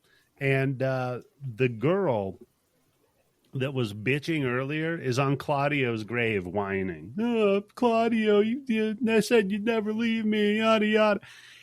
And there's suddenly like an She's earthquake. the most loyal side piece in history. Maybe she didn't know She she knew. was a side piece. I was just going No, to say, she is he knew, the side because piece? she's like, he always loved me more. What? He always said that he loved me Oh, more. that's right. Oh, that's right. Yeah, And she will not let him go. That's what you say to your side piece, yeah? Man, Claudio's dick game must have been on point. Yeah, no kidding. Got a side piece that loyal? That's pretty good. So then I have, there's an earthquake going on. No, apparently they buried this dude with It's his motorcycle. psychomania. Because he comes Yes. bursting out and of the it's grave. all burnt and melted, yeah. So I have written down Ghost Rider. I have a question for you, Tim. Yes, go ahead. Can a motorcycle be a zombie? But doesn't need to be. No, but a zombie could probably ride a motorcycle. Because we know a vampire could be a motorcycle. No, they can't be a No, motorcycle. they can be. Yeah, because of the if mirrors. there's no silver in Yeah. the mirrors, it'll be fine. Well, it's an older motorcycle. So yeah, this dude on a motorcycle just rides up out of the ground on this dope death This motorcycle is where I have fuck now. yes. Bitchin' fucking helmet. Yeah. Yep. With all the tree branches Bet you coming weren't out of it. He's expecting all that, zombified. motherfuckers. What do you think is going to happen next? And so then she asks if he only loves her. And he reaches down a hand, puts her on the back. They ride off. That's it. They're For a good. while. For a while, yeah. So the dude and Nobby are looking around. They find her and the zombie biker guy. And she's like, hey, man, can we get a little bit of privacy? He's just eating me. And not her No, he's pussy. eating her arm. He's just chowing down on her forearm. Yeah. So dude just blasts them both in the fucking head. Blam! Yeah, because Yeah, you get hear out her of there. whimpering when you're walking up, because it takes him a good minute to find them, and the whole time you're hearing her making these sounds that sound like sexual noises. And then when he discovers them, That is...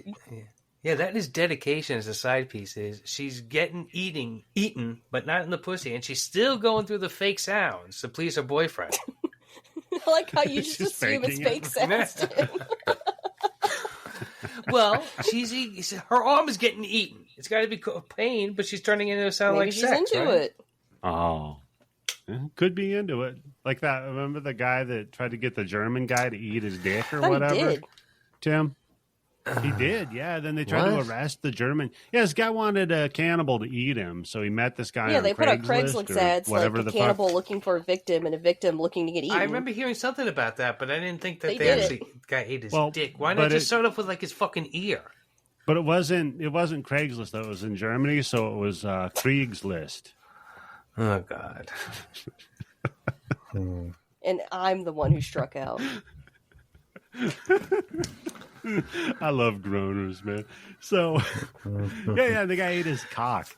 So then the next day, I just have Nagi made a fiddle out of garbage, and he's playing it for his child bride. I'm thinking he made it out of like coffins. Yeah, he does seem to make everything out of coffins or coffin materials. Well, I mean, it's there. It's free. Yeah, There was to the leaves. There was a praying mantis on the bow for the fiddle, though. So I was like, "Oh, praying mantis. Maybe they're gonna mate, and then she's gonna eat him." No, I think he was using it as a pick. the praying. Maybe he was saving it for lunch. Who knows?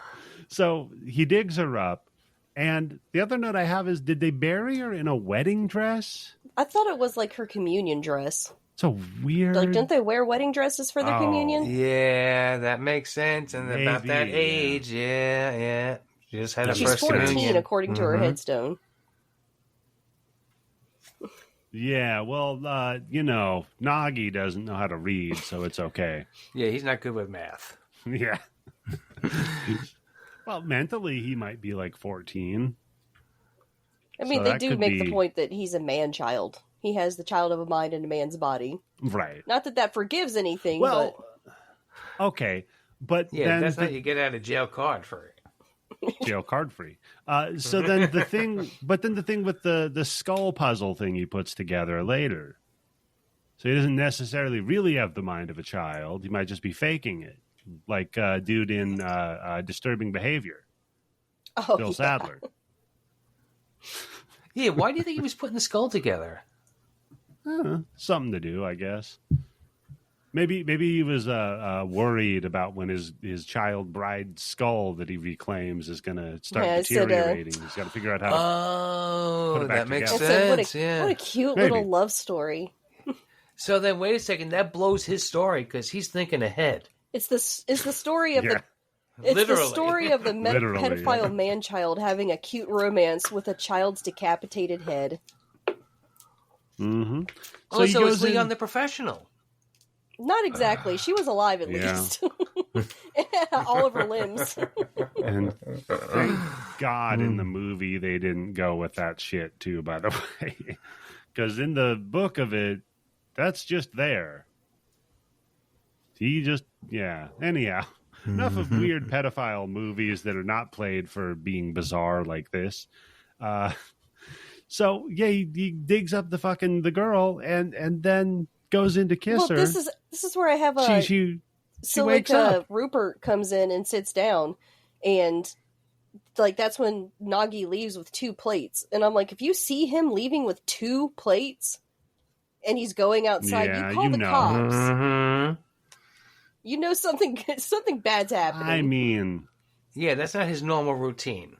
to be fair, though, the phrase knows where the bodies are buried could be taken both literally and metaphorically here. So I wouldn't be turning old Nagi in too soon because he might have some things he could draw pictures of that paint a bad picture of you. Although the Maybe like cops don't turning seem to yourself care. in. Yeah. Yeah, although the cops don't Not seem in to this care. town. Whatever this guy does. So, yeah, whatever. So he gets a shovel, cracks open a cold one, and takes her head off. And asks him for a kiss. So he gives her a kiss, and it's love at second sight. So he picks up his fiddle and kind of Pied Pipers the head, which somehow walks on its own. into the house. The way that they do it too, it's shot from behind with It's that just fucking shuffling veil, along. just trailing behind her. Then we just crab legs or something out of her neck. yeah. So it's like the thing then maybe. Yeah. I guess. So then we get the fun Oh scene. wait, of now Nobby. she's the thing. Now she's it. Yeah. Yeah. You know, I didn't check. Are we sure this isn't a pet cemetery? Tim? Oh, well, Would make a lot that more would make sense. Maybe they should stop fucking burying people here. Yeah, I've written down, this is easy. Just smash everybody's skull in before you put them in the ground in this place. Exactly. You just take a tack hammer and just dunk right in the dome and then bury him. Yeah, because I don't think, Eddie, I think you got it wrong. I don't think in the beginning, I don't think he's trying to meet with the mayor to get a raise. I think he's trying to meet with the mayor to tell him, like, shit, it's getting worse and stuff like that. No, he met with his friend earlier and told his friend he was bitching to his friend about how he doesn't earn enough for the shit he's doing. He never tells the mayor he wants a raise. That would be too direct. I think it's because he just likes to bitch. He's one of those people. He doesn't actually want to improve anything. He just likes to bitch. Oh, Candice is calling him out. He's a whiner. Of course he's nihilist a whiner. Yeah. whiner. He's a Nihilistic, nihilist. murderous whiner. Yeah. Nothing has any meaning. Well, the thing is, if nothing matters and has any meaning, then you shouldn't be whining about Tell it. them that. Because it doesn't matter. So, yeah, then we get the fun scene of Nobby putting together the busted skull. Just as dude pops in, catches him, and he knocks it apart real quick because he doesn't want the guy to know that he's of normal intelligence, I guess. I don't know. The dude tells him, he says, look, Noggy, that thing is way too complex for anybody to put back together. I thought he was trying to hide the fact that he had taken the girl's head. And he's like, well, if he sees me putting this together, he's going to question it. So I need to hide the fact that I'm doing it because I don't want to get in that conversation with him. If that's the thinking that Noggy went through, then that's even more complex than trying to hide the fact that he's a genius. So either way, he's a little smarter than the average Noggy. He's doing that thing. There was some famous mobster here in New York. I can't remember what his name is, but like for 20 years, he got out of going to jail. Was crazy. Yeah.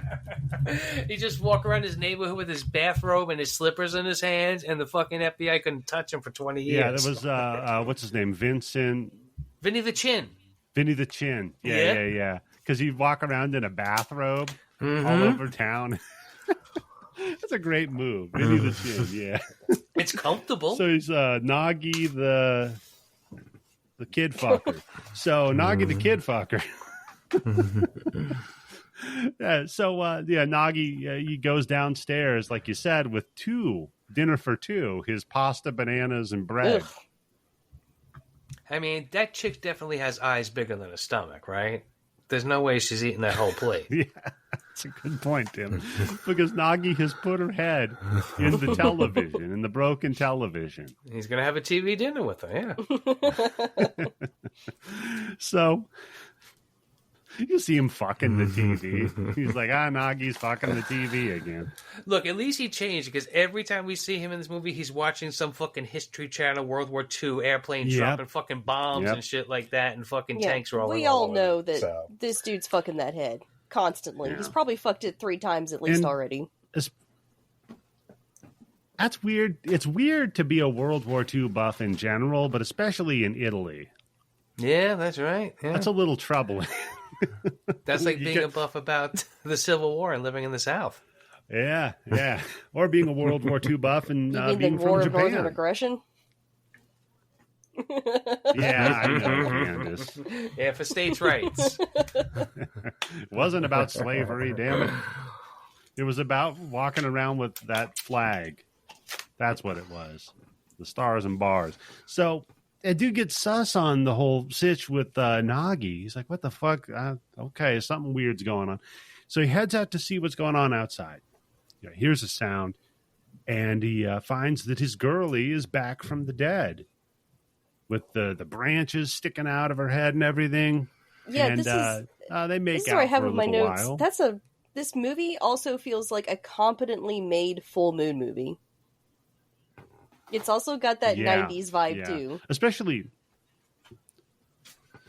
they really also like framing the shots with interesting things going on in the background. So like specifically in this one, it's when he's standing in front of the Angel of Death statue, and the wings are where if he had the wings, it appears like they're growing out of him.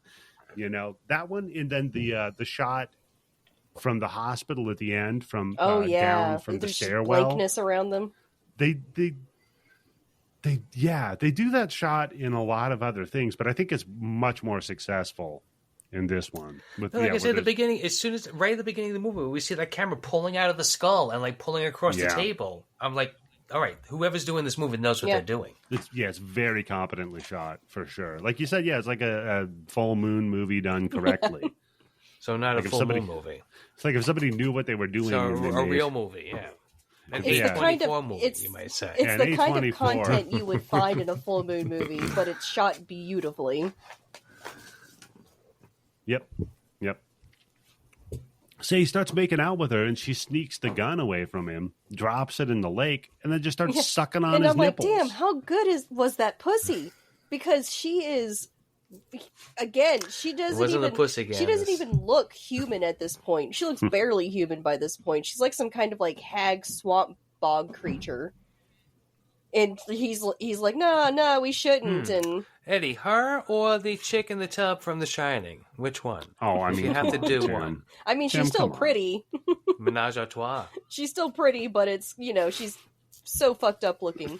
But he's still ready to jump her bones this very instant. So I was like, how good was it?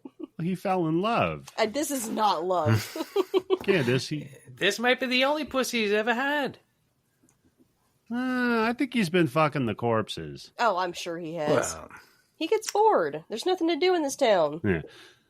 So she takes a big old fat fucking bite out of him, and then old Nagi pops in to save the day. Our hero, everyone. Nagi. And he's ready to take his head off, too. He is, yeah. So, he fucking knocks her head off, takes her out. Then next day, we cut to, he starts a fire, right? And they're just throwing a bunch of trash on this fire, like you do. And earlier, our hero's got this weird thing about like, oh, I lied to her. I told her I read books, but I've only read like one book. 1.5. Oh, God, this joke. 1.5. Yeah. So Nagi chucks the old phone book on the fire. Mm-hmm. And I have written down, there's more Giuseppes in that phone book than there are. No, forget it. I got to look up my friend Mario. Oh, God. Tim, what do you think the count is of vowels to consonants in that fucking book? That's why the fucking thing is so fucking thick. Yeah. Everybody has, everybody has two middle it. names. Oh, God, yeah. So, he gets pissed. He's like, hey, that's my favorite book, you dickhead. Why'd you throw that on the fire? It's like, look, I know they brought us a new phone book, but that's a classic. And I'm like, oh, okay. So this dickhead reads the phone book. He likes to hold on to physical media. The fact that he reads the phone book actually comes into play later. Because he's memorized that phone book over and over and over again. He knows everybody. So when he goes on his shooting rampage later, they're like, it's like he knew everybody. Right. Oh, okay. Is that why he's crossing the names out? Yeah, that's right, because you see him visualizing the phone book in his head. That makes sense. Oh, okay. So, he's burning a bunch of garbage. Then he sees, I guess, a bunch of the garbage in the fire, like, stacks itself up and turns into Death. Yep. And Death tells him, he's like, look, dude, you're fucking around on my turf now. Yeah, you ain't the union, motherfucker. It's another hyper-specific thing that's happening that is so... my niche is this is some BBC ass bullshit happening right now. This is something that would be in the Mighty Boosh. It's like he's having this sassy but dry and wry back and forth with Death. This like beautiful, artfully made Death. Where Death basically, and Death is telling him, look, you stick to your people, which are the living. I'll stick to the dead, and it's fine. You just go he said, shoot why a don't bunch you of just living kill people the in the living head. then? Yeah. Yeah. Problem solved. Then so dude, I guess calls his friend again and just casually shoots a bunch of zombies while they're talking, and he falls asleep talking to his best friend again, who he barely knows, but whatever. It's the only guy he talks to other Because than they always have Nagi, and Nagi's the not most much for boring conversations. Yeah. Okay, so hold on. Not to spoil it at the end, but do you think that the conversations that would happen was keeping his friend from doing what he does? And once he's missed that call that night, he's like, fuck it. You might be right, Tim. Maybe. Because, he does meet the friend later, and the friend's like, who the fuck are you? Yeah, he doesn't recognize him. Yeah, interesting. Yeah, so he falls asleep talking to him, and then just wake up in a dream, you think, where he's in town just fucking killing everybody. Just shooting every person. And like you said, it's flashing to the phone book. Who had mass shooting shooting somebody. down as something that was going to be happening in this movie? No, I didn't. Then, but, it is smart because death does have a point, because this way he's shooting them in the head. So once they come to the cemetery, he doesn't have to worry about them coming out of the ground anymore. Yeah. It's just he's got a big fucking backlog he's got to get through. You know what else this puts me in the mind of a little bit is with just the weird kind of random weirdness that's thrown into it is Eraserhead. I've never actually seen that. I've seen it. I don't like it. I don't get it. I think the aesthetic of it kind of puts me there. No. That chicken on the table, that's always the part I usually give up on it. Yeah. So, he wakes up to the cop pounding on the door. It's like, hey, what the fuck? What's going on? The cop's like, oh, you tell me what's going on, buddy. Because somebody shot up fucking 7 people. Yeah, and Rupert's sweating. And witnesses saw he looks your so car. suspicious. Yeah. He looks like he's immediately looking like he's trying to hide something. He's freaking out.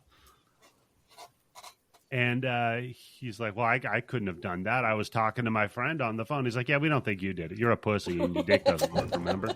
Yeah. We want to talk to... Yeah. We want to talk to the really short, obese, simple man. See, because we figure he's the fucking weirdo did. here. We all know. Not you, because you suck. Yeah, you're a wuss. You couldn't do anything. And your dick doesn't work. Just a reminder.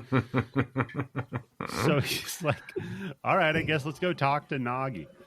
Nagi has built a disco ball out of like a styrofoam ball and a bunch of pieces of mirror.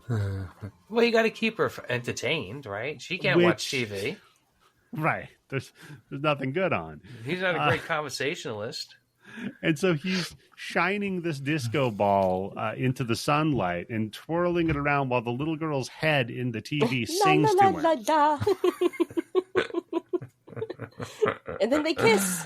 And then outside, and they kiss. Yep. And then outside, the mayor shows up. And this is probably my favorite. Going to violate his daughter's grave for sympathy votes. What a piece of shit. Yeah, he's like, listen, he's already the got a couple of slogans up. worked out. Yeah. Vote for me. I feel as bad as you do, because so many people have had people killed. So to get those votes, he's got to So like, listen, like they're going to go and vote. Now, I understand you because my daughter's dead. Here, take a look. Yep. So he's having them dig her up, and for publicity, effectively, for votes, which is a good call. But she's not going to be Ted in there. Cruz thing. Yeah. Seriously. Then you go to Cancun right after. Oh God! Can you just imagine if Ted Cruz's daughter died? He just keeps like propping her dead body up to go on debates. She finally likes me. Yeah, she can finally tolerate being around me. We had the best conversation we've ever had. No, so they dig up the body and the fucking head's missing. And I like they look at him like, what the fuck? And he's like, oh, what are you gonna do? Yeah, he does not give a fuck. No, not at all. So the mayor's like, shit. The photographer's like, I guess we got to shoot her from like the neck down, maybe. And the way he says it too, he's like, so do I shoot her from the neck down now, or like he just does not care. Yeah, he's like, well, what are we gonna do here? So mayor, he hears his daughter calling for him, like daddy, daddy, and like a moron. Yeah, he follows he's not even a little sound. freaked out by the fact that he can hear the voice of his dead daughter after he just saw her headless corpse. Yeah. Maybe she can still vote.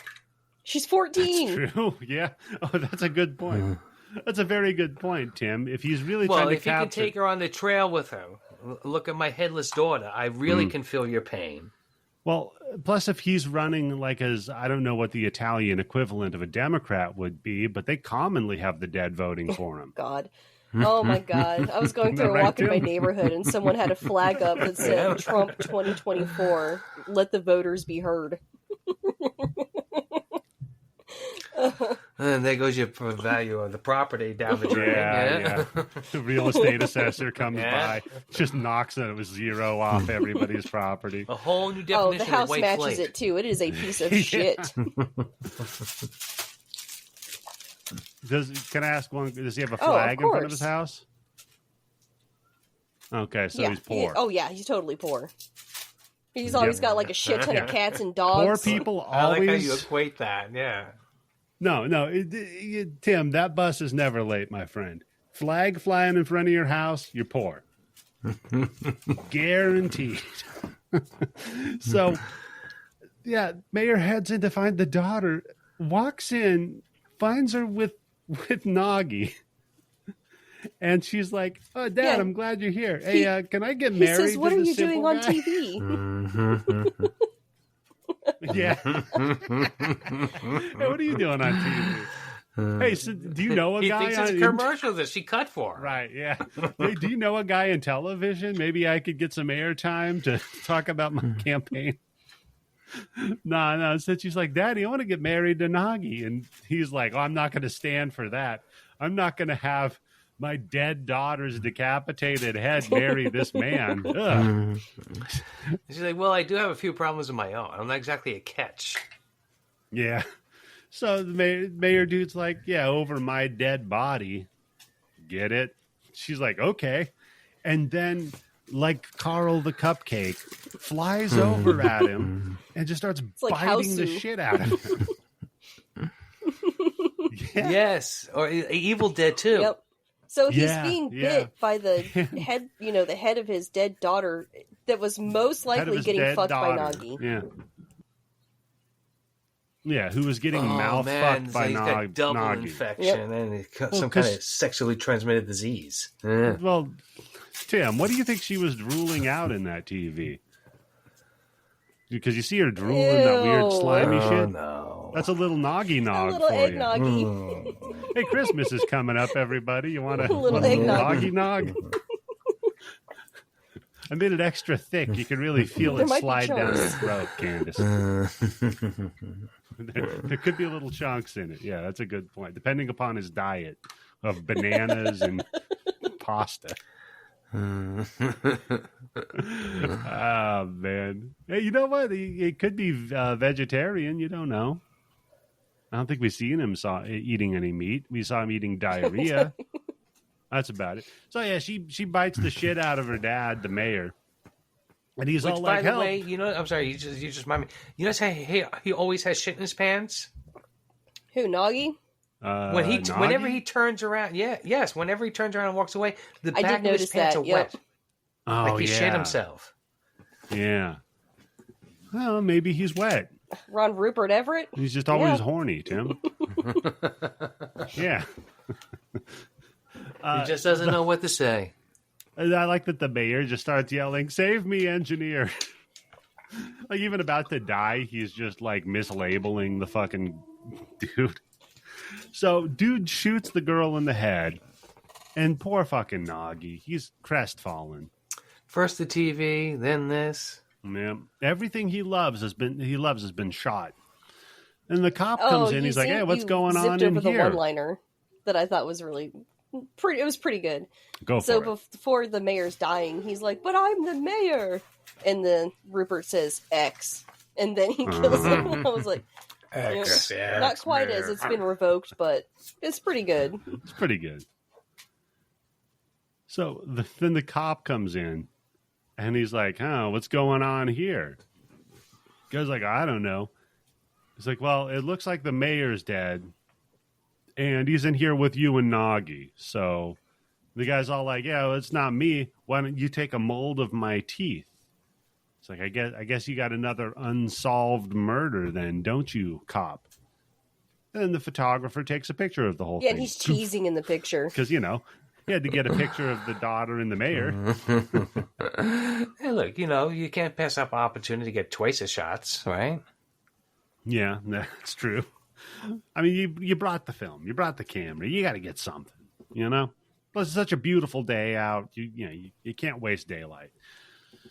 So later on, Mayor's a zombie, and dude goes out to kill him. Yeah, this is when you get the ex-mayor bang and shoots him. But it's okay. New mayor shows up, and the new mayor is like, "Listen, your buddy sent this M3 report because I guess you need to get a raise or whatever." And he's like, "Look, man, in the M3 report, it says that all the dead come back alive after 7 days." He's like, we can't have that going on and people laughing at our town. And I'm like, do you even have a town at this point? Like, everybody's dead. I love that in this world. Who's going to vote? I love that in this world, zombies are such a regular thing. There's a bureaucracy around it. Yeah. This guy got the mayor's job by one vote, his. Yeah. I mean, maybe Nagi voted he for would. him. Nagi don't vote. Nagi doesn't vote, you think? He just complains. No. Yeah, that makes sense. He always complains about the raising taxes on edible diarrhea. And what's he going to do? Puts a flag outside his house. Puts a flag outside of the graveyard. Yep. I ain't voting. Fuck that shit. So the mayor guy's like, "Listen, you got to deny what's going on here or else you're going to lose your job because we don't need any bad press." The dude signs it and then locks in on the mayor's secretary, who happens to be the same broad again in her second iteration. So, another love interest, and she just happens to come back that night. It's because their sexual power is just so strong. Interesting. That she just keeps coming back over and over again. No, actually, I think it's because he doesn't nut. Because they were interrupted the first time, and then, she bites him the second time. And the third time, she tries to bite him again. And then, but every single time, he never nuts.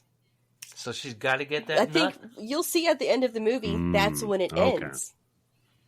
When he finally, gets his nut off. Oh, yeah. When he bangs the whore out. The little death. That's a good point. Yeah. And by the way, a little earlier than this point is, when he realizes that the first girl that he killed, he wasn't dead because when he shot her, she came back a second time and they don't come back twice. So, at this point, shouldn't he know that bites don't kill? Bites don't automatically kill you? He knows at this point. She's had a heart attack. Because she died of fear, quote unquote. But really, she passed out or whatever. Came back too, and he shot her. So, she shows up at his door, and I guess she bangs on the door. He opens it up, whips the gun out right in her face, and she fucking faints. So she comes back too, and she's like, "Listen, here's my problem. I can only love an impotent man." after they're passionately making out, really getting worked up, and then she drops this on him. So he's like, "God damn it!" And he's like, "Well, she can't tell at this point he's not impotent." He tells her, he's like, "That's fine. I'm impotent," and then he just eats her pussy for her.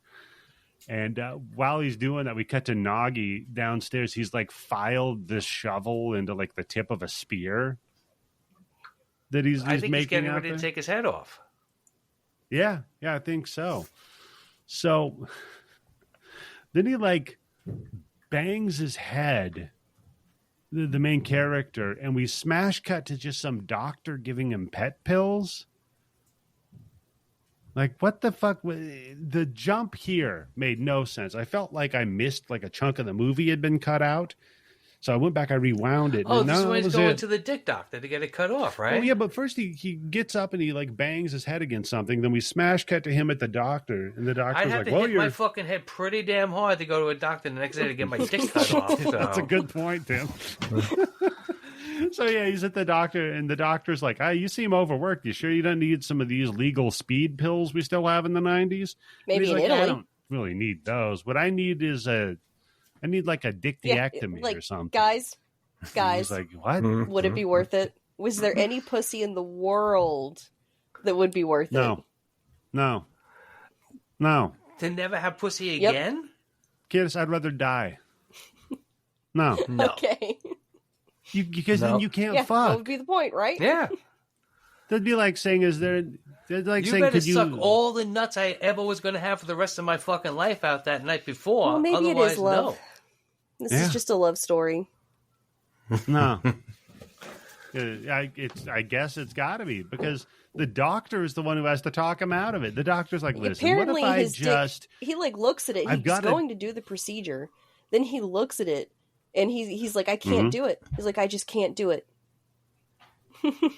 Yeah, as a man, I can't just cut your dick off for no Too good reason. beautiful. Yeah. First of all, tie a string around it and see what happens, okay? Then if that doesn't work, get some See, I fucking interpreted it as it was such a You work tie of a art string to it. that it would be like, burning the Mona Lisa would be getting rid of Rupert Everett's Wow, look at dick. Candice just fantasizing about that guy's fucking I dick. know. It's a work of art. Candace really wants some Rupert Everett. Specifically this Rupert Everett. Yeah. It's all right, Tim. We got the boobs in the movie. She can That's true, fantasize yes, about his yeah. dick. There's a little something for everybody really in this is. movie, I guess, is the best way to put it. There really is. So the doctor is like, listen, I'm not going to cut your cock off, but I've got a syringe from the Tom and Jerry cartoons here. I could inject that into your dick, and it'll make you limp for a month. And I just said, what's in that syringe? Candace's personality?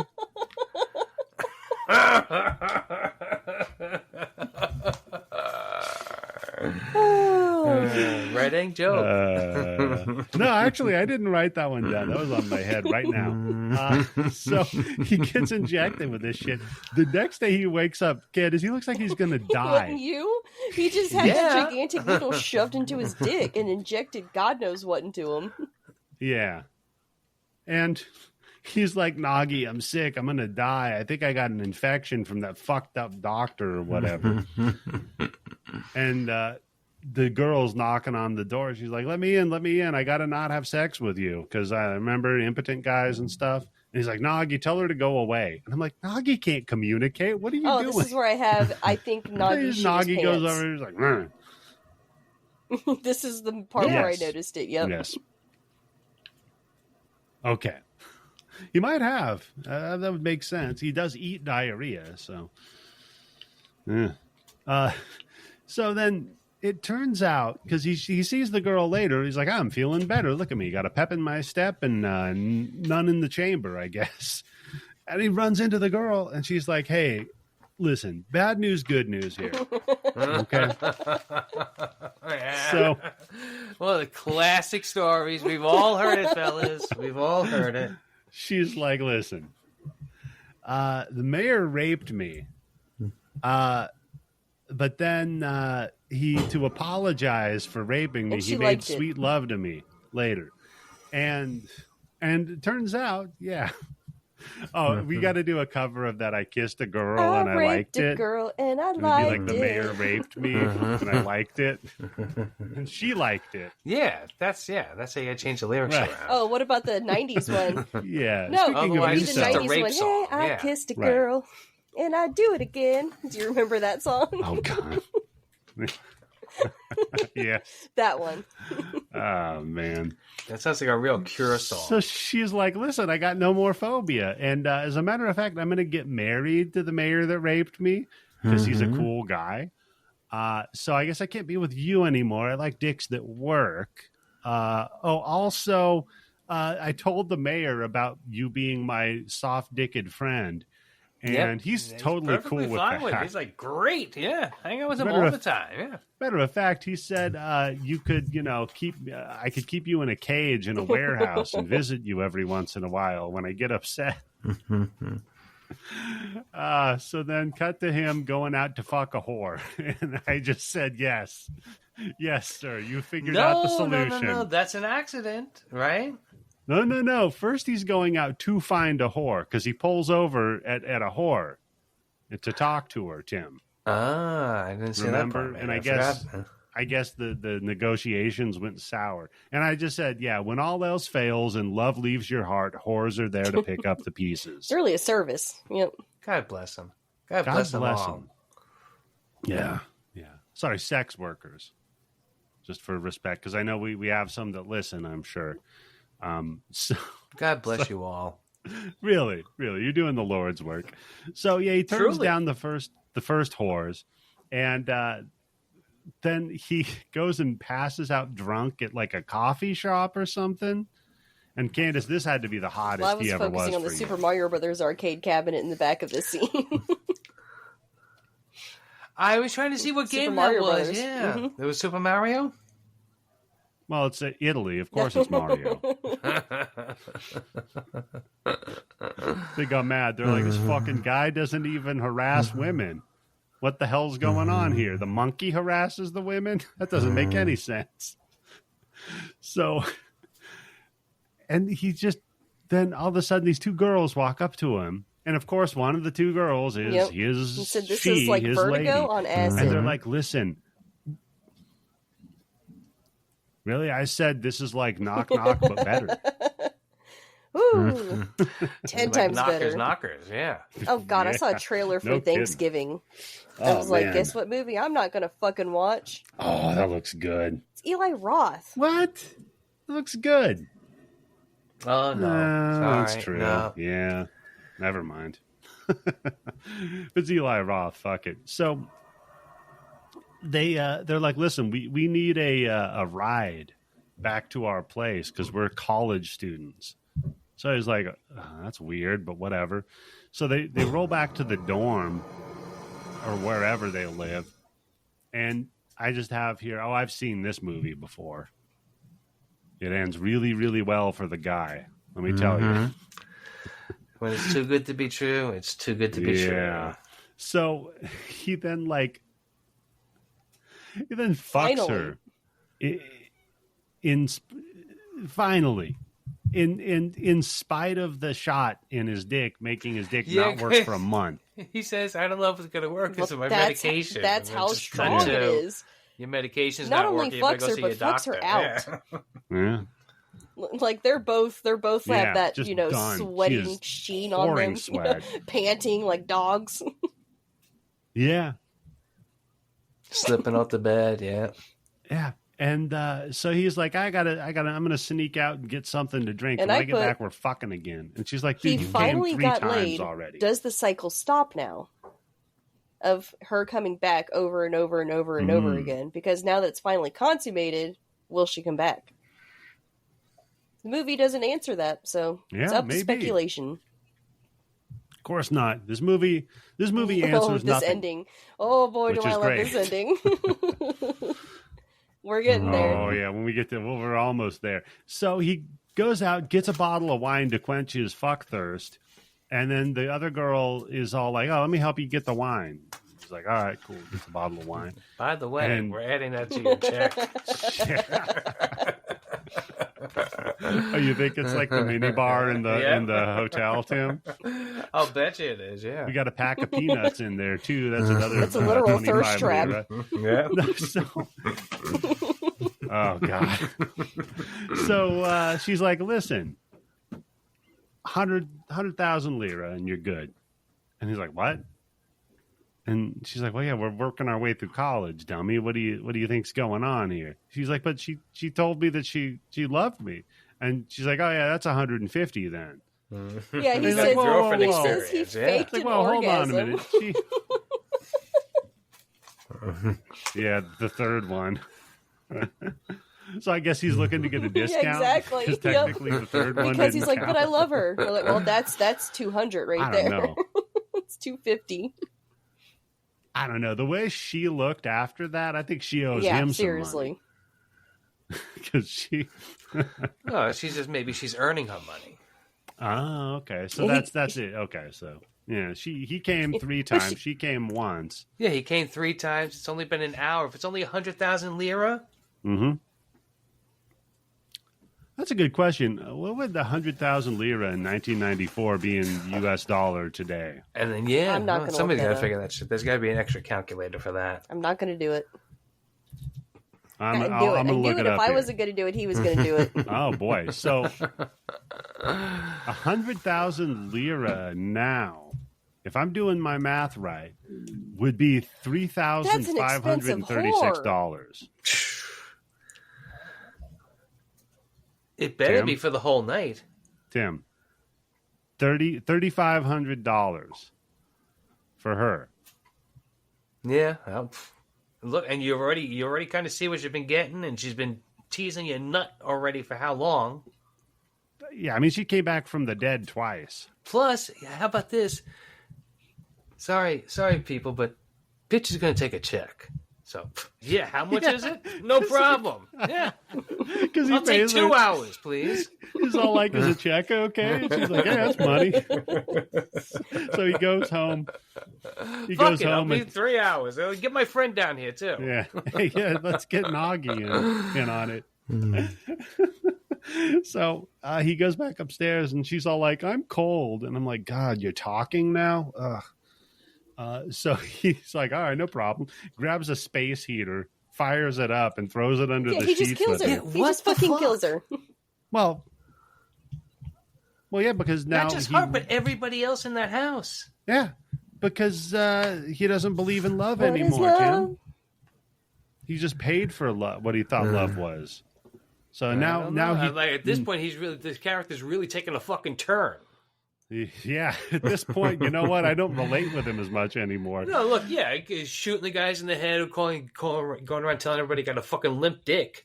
Maybe, right? Just to test it out. But and then he, in a very emo phrase, he's like, "I'm through with love." So next morning, yeah, then that's when Candice was all about him. I'll show him. I'll bring him back. So the next morning, he's trimming flowers at the graveyard, and the cop shows up. And he's like, hey, buddy, he's like, let me guess. Where was I between 1 and 3 a.m. yesterday? He's like, no, we know where you were. And he hands the little burnt piece of a check. And dude's like, sweet, I don't actually have to pay for that? Fuck yeah. And he's all like, shows him the piece of the check. And he's all like, oh, so you're accusing me of murder or something? He's like, nah, the killer already confessed. And this is where I have a nice reference for Tim. He's the Teflon Don. Yeah. Gotti joke. I like that. Because maybe he's built like Sammy the Bull. Because his buddy Franco admitted to doing the murders. Said he killed his wife and his kids. And... then went and just killed 3 random whores for no reason. Mm-hmm. Set the house on fire. Yeah. So he goes in to see what the fuck's going on with his buddy Franco. Franco. Is taking credit for his kills. It's such a great line. He goes, "You stole my crimes." Yeah, because his buddy Franco drank a bottle of iodine to try to kill himself. So he's in the hospital having his blood filtered out or whatever. And yeah, he's like, you fucker, you stole my fucking crimes, you dickhead. Why the hell did you do that? And then Franco said, why did I do that? Because everything's shit. Look around you, dude. This place sucks. Look where we are. This whole fucking world sucks ass, you idiot. So the dude turns around. Nun pops in and is like, hey, what's going on here? Dude just shoots her. No reason. Blam. This movie goes American Psycho. Yep. Because then the doctor pops in. He's like, hey, what happened in here? Who shot that nun? He's like, she's just praying on the floor. He's like, I don't think they do that. He shoots the doctor. Blam. So then this other nurse pops in there. It's like, what the hell's happening? And she's like, that one shot that one and then himself. And then he just shoots her too. She's like, I don't believe you. Really? Back to back. He just kills 3 people. Yeah, bam, bam, bam. So then the dude, and this is when it zooms out, like we were talking about, Candice, and you can just see the little panels that are set up in this complete negative space, like they're on an island of just him and his buddy Franco. And he says, dude, why the hell did you do this? What's going on, man? And Franco's like, look, dude, I have no fucking idea who you are, man. Okay? So get the hell out of here. Yeah, so I have no idea what's happening in this movie, but I love it so much. And a cop sees the guy, and he's like, hey, buddy, you better get out of here. Some maniac just shot 3 people. He's like, yeah, that's a good point. And then the cop's like, oh, you got a gun already. That's smart great. thinking. You can defend yourself.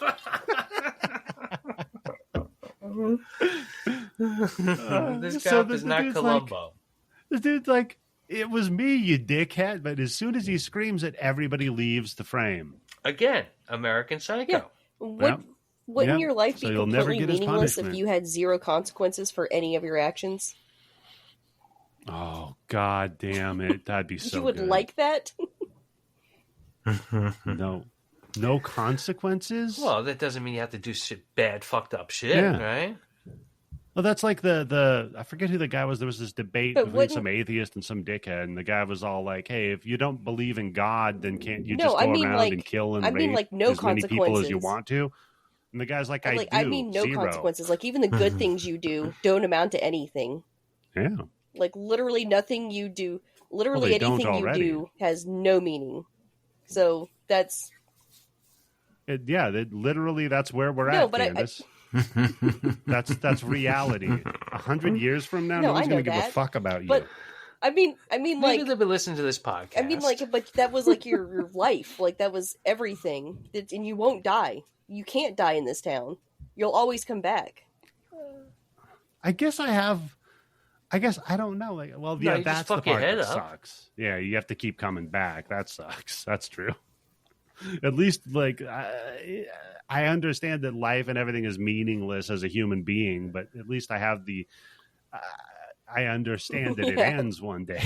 So it's, at least you have that. If you ever get so fed up. Here, he doesn't even have that. He's just like, shit. Right, yeah. If I ever decide, you know what, I'm halfway through it, I'm done. It's like if you're reading a book and you get halfway through and it sucks, you just keep reading the book. Some people do. No. Like, so it's like a Netflix TV show, yeah.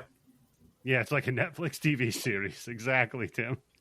You just give up on it. Oh, man. So, yeah, he's like, what the fuck? He goes back to the cemetery, drunk, just shooting everything, shoots the wings off of death. And then he's talking to the statue, and he's like, look, man, we're the same, right? You and me, Death, we're the same. And he's like, but I'm out of the game, Death. I'm not doing this shit anymore. I'm on my way. And Death's like, well, where do you think you're going? So what do you mean? He's like, I'm leaving. He's like, well, if you don't understand the difference between life and me, Death, he refers to himself as me, which is fun. Yeah. Then where the fuck do you think you're going, idiot? Well, I'll tell you where he's going. He's packing up the VW, and him and Nagi are throwing the dead child bride's body, I guess, in the coffin, strapping it to the roof like Granny Clampett. Because it looks like clothes or something come out of it. I thought it was clothes. No, you're right. It's just a little... I was making a joke that he was bringing the dead girl's body. The fuck. Way to ruin it for him. So they're like driving off, leaving town. He was happy with Head. That was it. So they're driving off, leaving town, and they make it to the tunnel. It's the furthest they've ever been from home. And they're, yeah. And he's like, I know the roads here are bigger than all the other roads in the town combined. You know, and that's why Candice likes this movie. It brings her back to her memories. It does look like, because Candice. I have right here. It does look like North Carolina Blue Ridge Mountains. It does look like them. Do you hope that one day you'll be able to drive out of Missouri, much like I don't hope. I'm hero going of this to. movie? He can I'm finally 100% going get to. away. No, you're not. Nope. You're saying You're that gonna stay because there you want to forever. motivate me through spite. Ever and ever. That's true. Yeah, I'm motivating you through spite. Yeah, he's a spite coach. I would be good at that, actually, getting on somebody's Yeah, you nerves would. until they do You're something very about good it. at it. You have enough fucking money to pay me, but you don't have enough money to fucking eat well? Come on, you asshole. Yeah. Hey, moo moo, how's that shake you got there, That's my buddy? frappuccino. Pretty good. 1,400 Well, calories she's never in gonna that. fuck you. Yeah. Yeah, you know that's a breakfast milkshake. Oh my god, we went for work. We went to fucking What? Dave and Buster's for something. Classy. Dude. Yeah, well, for fun. Yeah, for fun. Whatever. We're celebrating Yeah, something. for fun. So, Tim, the menu at Dave and Buster's is so hilarious. There was a mushroom burger, not even with beef on it, a mushroom burger, right? Oh, God. How much? No fries, just the burger. No, not about the price. The price sucked. It was like I know the $15. calories. I know where this is Dude, going. Yeah, the calories. 2,000 calories. What the fuck? It's all the shit that I got to put in that fucking mushroom thing to make it taste make good. it I like tastes to eat good, mushrooms yeah. like that. 2,000 Portobello calories. mushroom. They also had a 14-ounce steak with mashed potatoes and asparagus, and it was like 1,200 calories. I'm like, how the fuck is a full But it's steak also a heart dinner? attack. Yeah.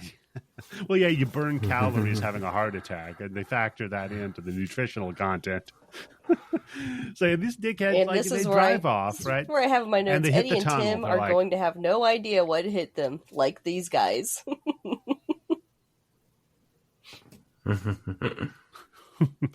Well, unfortunately for you, Candice, God I've damn it! I already thought there was seen the no movie. way you'd seen this movie. I just did not realize.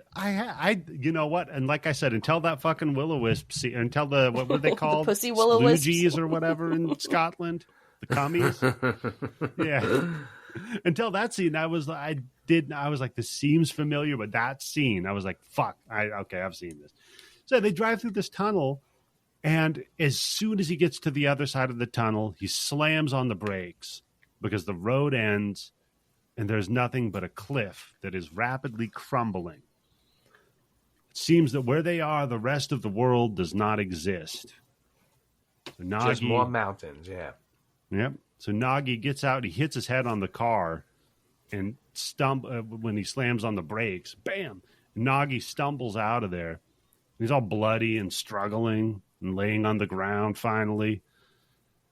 And so our hero takes one of the bullets. He's got a couple of special bullets that he carved like a cross into the head of the bullet. So Yeah, he's making mushroom out. It's not a hollow point, but that's you do it so when you get hit with it, Yeah. it splinters in the four So pieces. shrapnel's out in your head and make sure you're fucked up. And he's about to shoot old Nagi, about to take Nagi out.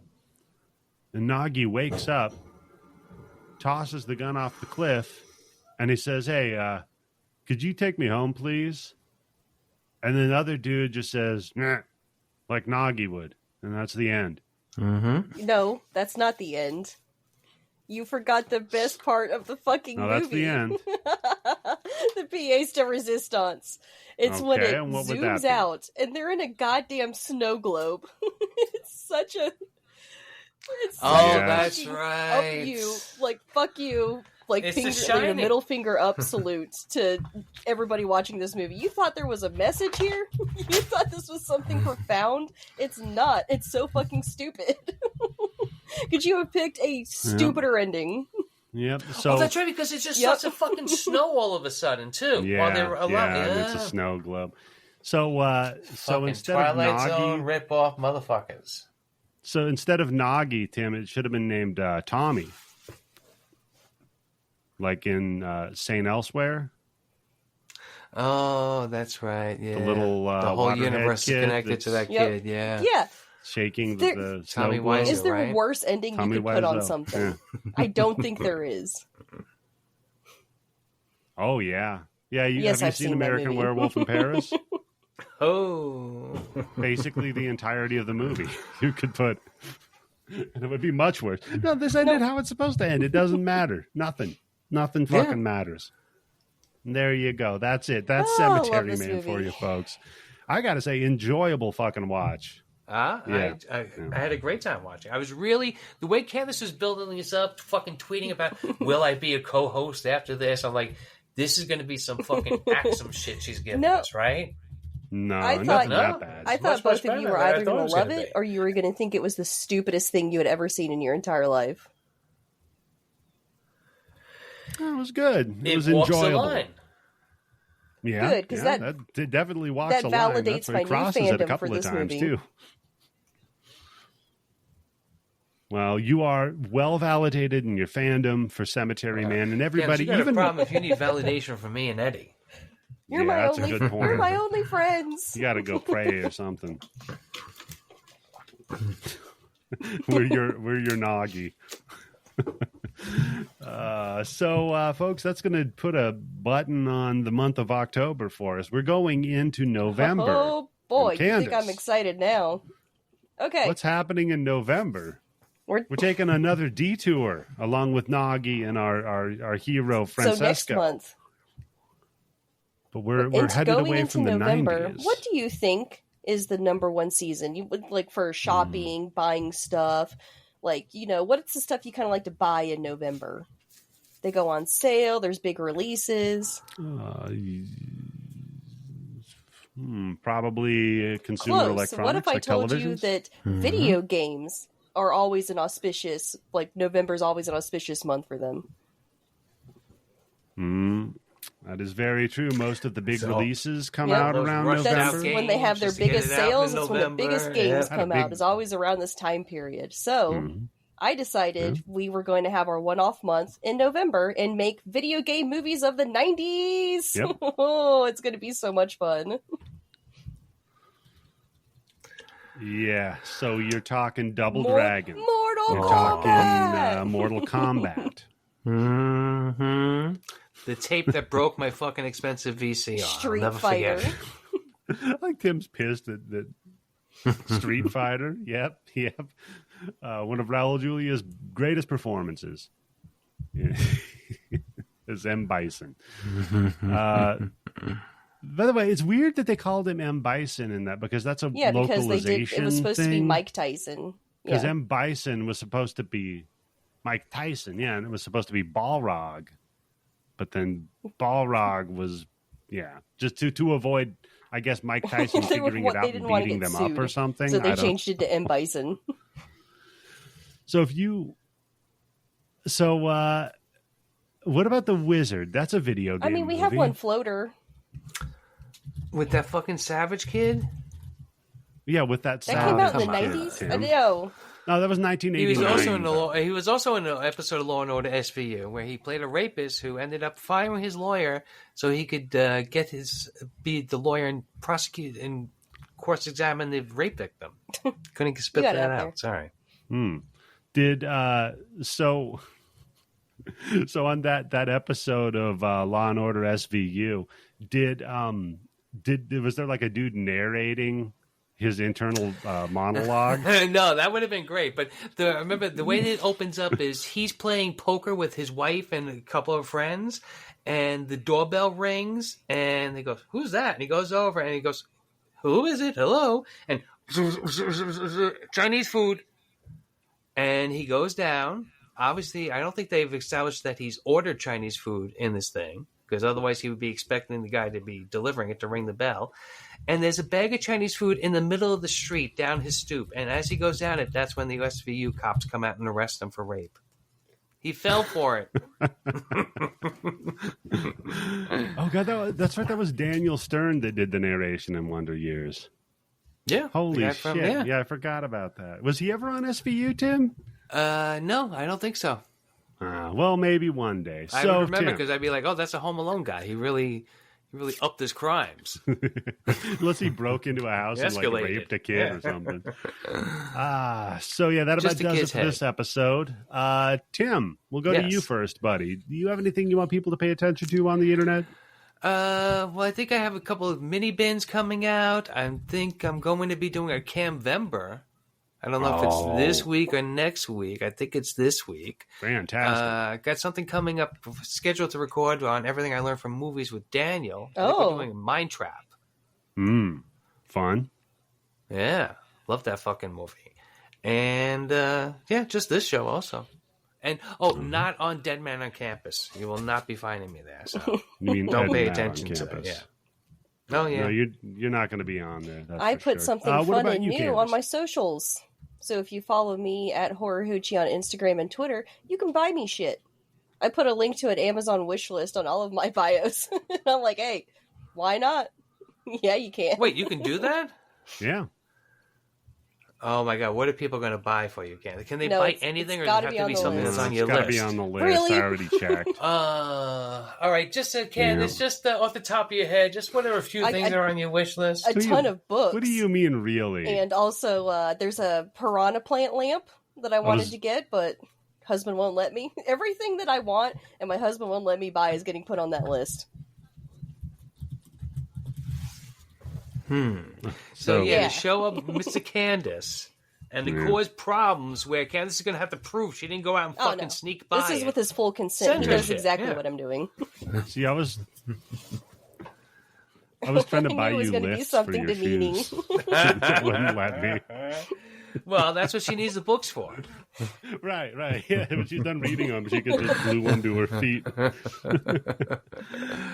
shoes are smart. Yeah, so buy Candice a book. Why not? It'll keep her busy. And you know what? After you're done buying Candice a book, why don't you swing on over to patreon.com/bloodybits, where you can get access to our bonus episodes as well as the blood bank with now 6,887 movies. Too many We've movies, you got might say. Too many movies. Yeah. Somebody asked me on the Discord to add a movie. It was already there. I said, just go watch it. It's already fucking there, dude. See, here's what's great about the Patreon that other motherfucking podcasts ain't going to do.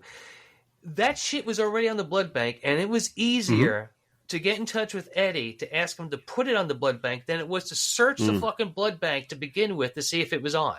That's true. But it already was. Well, you can search by just putting the name in, Tim. It's pretty easy. Just some people are lazy, Vaughn. That makes sense. That makes sense. All right, so here's some of the latest editions. I'm going to pick one for you first, Tim. We've got Ninja 3, The Domination. I like the ninja movies, yeah. The body of a sexy aerobics instructor is invaded by the evil spirit of a dying ninja. Yep. At first, changes in her behavior is limited to having strange interactions with an arcade game, doing sexy things with V8 juice, and being attracted to an unusually hairy police officer named Tim. Who wrote this? Right? No. But soon enough, she is systematically killing, ninja style, the officers responsible for the ninja's death and can only be stopped by another ninja. Played by Against the ninja. Shokosogi, right? Who's supposed to be the original ninja, Yeah, exactly. Who plays Yamada, reprising his role. So, Yamada. how do you Sounds not good. watch that? Sounds like fun, doesn't it? Now, I'll pick one for you now. Let's see what we got here. Here's a good one for you, Candice. Sleeping Beauty from 2014. When a young prince and his trusted aide learn of a beautiful princess's cursed eternal slumber, they embark on a journey to rescue her. They must battle an evil queen and legions of the undead before she will be freed. Like, that's the actual... Huh, that actually does sound like something I would watch. Casper Van Dien is in it. Yeah. It's only PG-13, though. So it's not like the claiming of Sleeping Beauty. It's not full Candice pick here. Tim knows that reference. Tim. No. Yep. You've read those books. Yeah. And let's see here. What's the Eddie pick here? You know what? I'll pick one at random. We'll go with Craving. After a drug deal goes south, 4 addicts barricade themselves in a country bar as the cops close in. Withdrawal sets in, further complicating the hostage situation, while a secret one of them is hiding could destroy them all. It's an insane creature feature crime thriller. And now they must all work together to escape or face the monster inside. What year? 2023. Yeah, if we haven't heard about it now. Sorry. No? If it was, let's say it was 74. Much interesting. If you, because when you, I'm with you. Yeah, I'm when you with first you on saying that, I was like, that sounds like a 70s movie, like 83, 84 maybe, but With 2023, you assume there's going to be a lot of CG. Yeah. I tell you the one I started and then I stopped watching it was what the fuck was the name of that piece of shit? My Big Fat Greek Wedding Part 3. My Big Fat Greek Wedding. Yeah, that was it, Tim. No, it was hold on. Oh, Margot. Margaux. It's something about some smart house That sounds goes bad. evil. Oh, come on. Yeah. Yeah, it was bad. I got 20 minutes into it. There's like no It's tits. nice I'm because like, fuck it. all they do with the camera is just shoot the fucking house. Yeah. All they have to do is disconnect the internet. So yeah, you can get access to all that and more at patreon.com/bloodybits. Tim and Candice, thank you so much once again for joining us. Thank you. Candice, good pick. Yeah, good pick. I'm very I'm glad surprised, I found Candice. it, Very, and I'm very glad surprised. I could spread the joy. Mm-hmm. So go out and watch it. Yeah. Yep. And with that, folks, I believe that this is how we end it.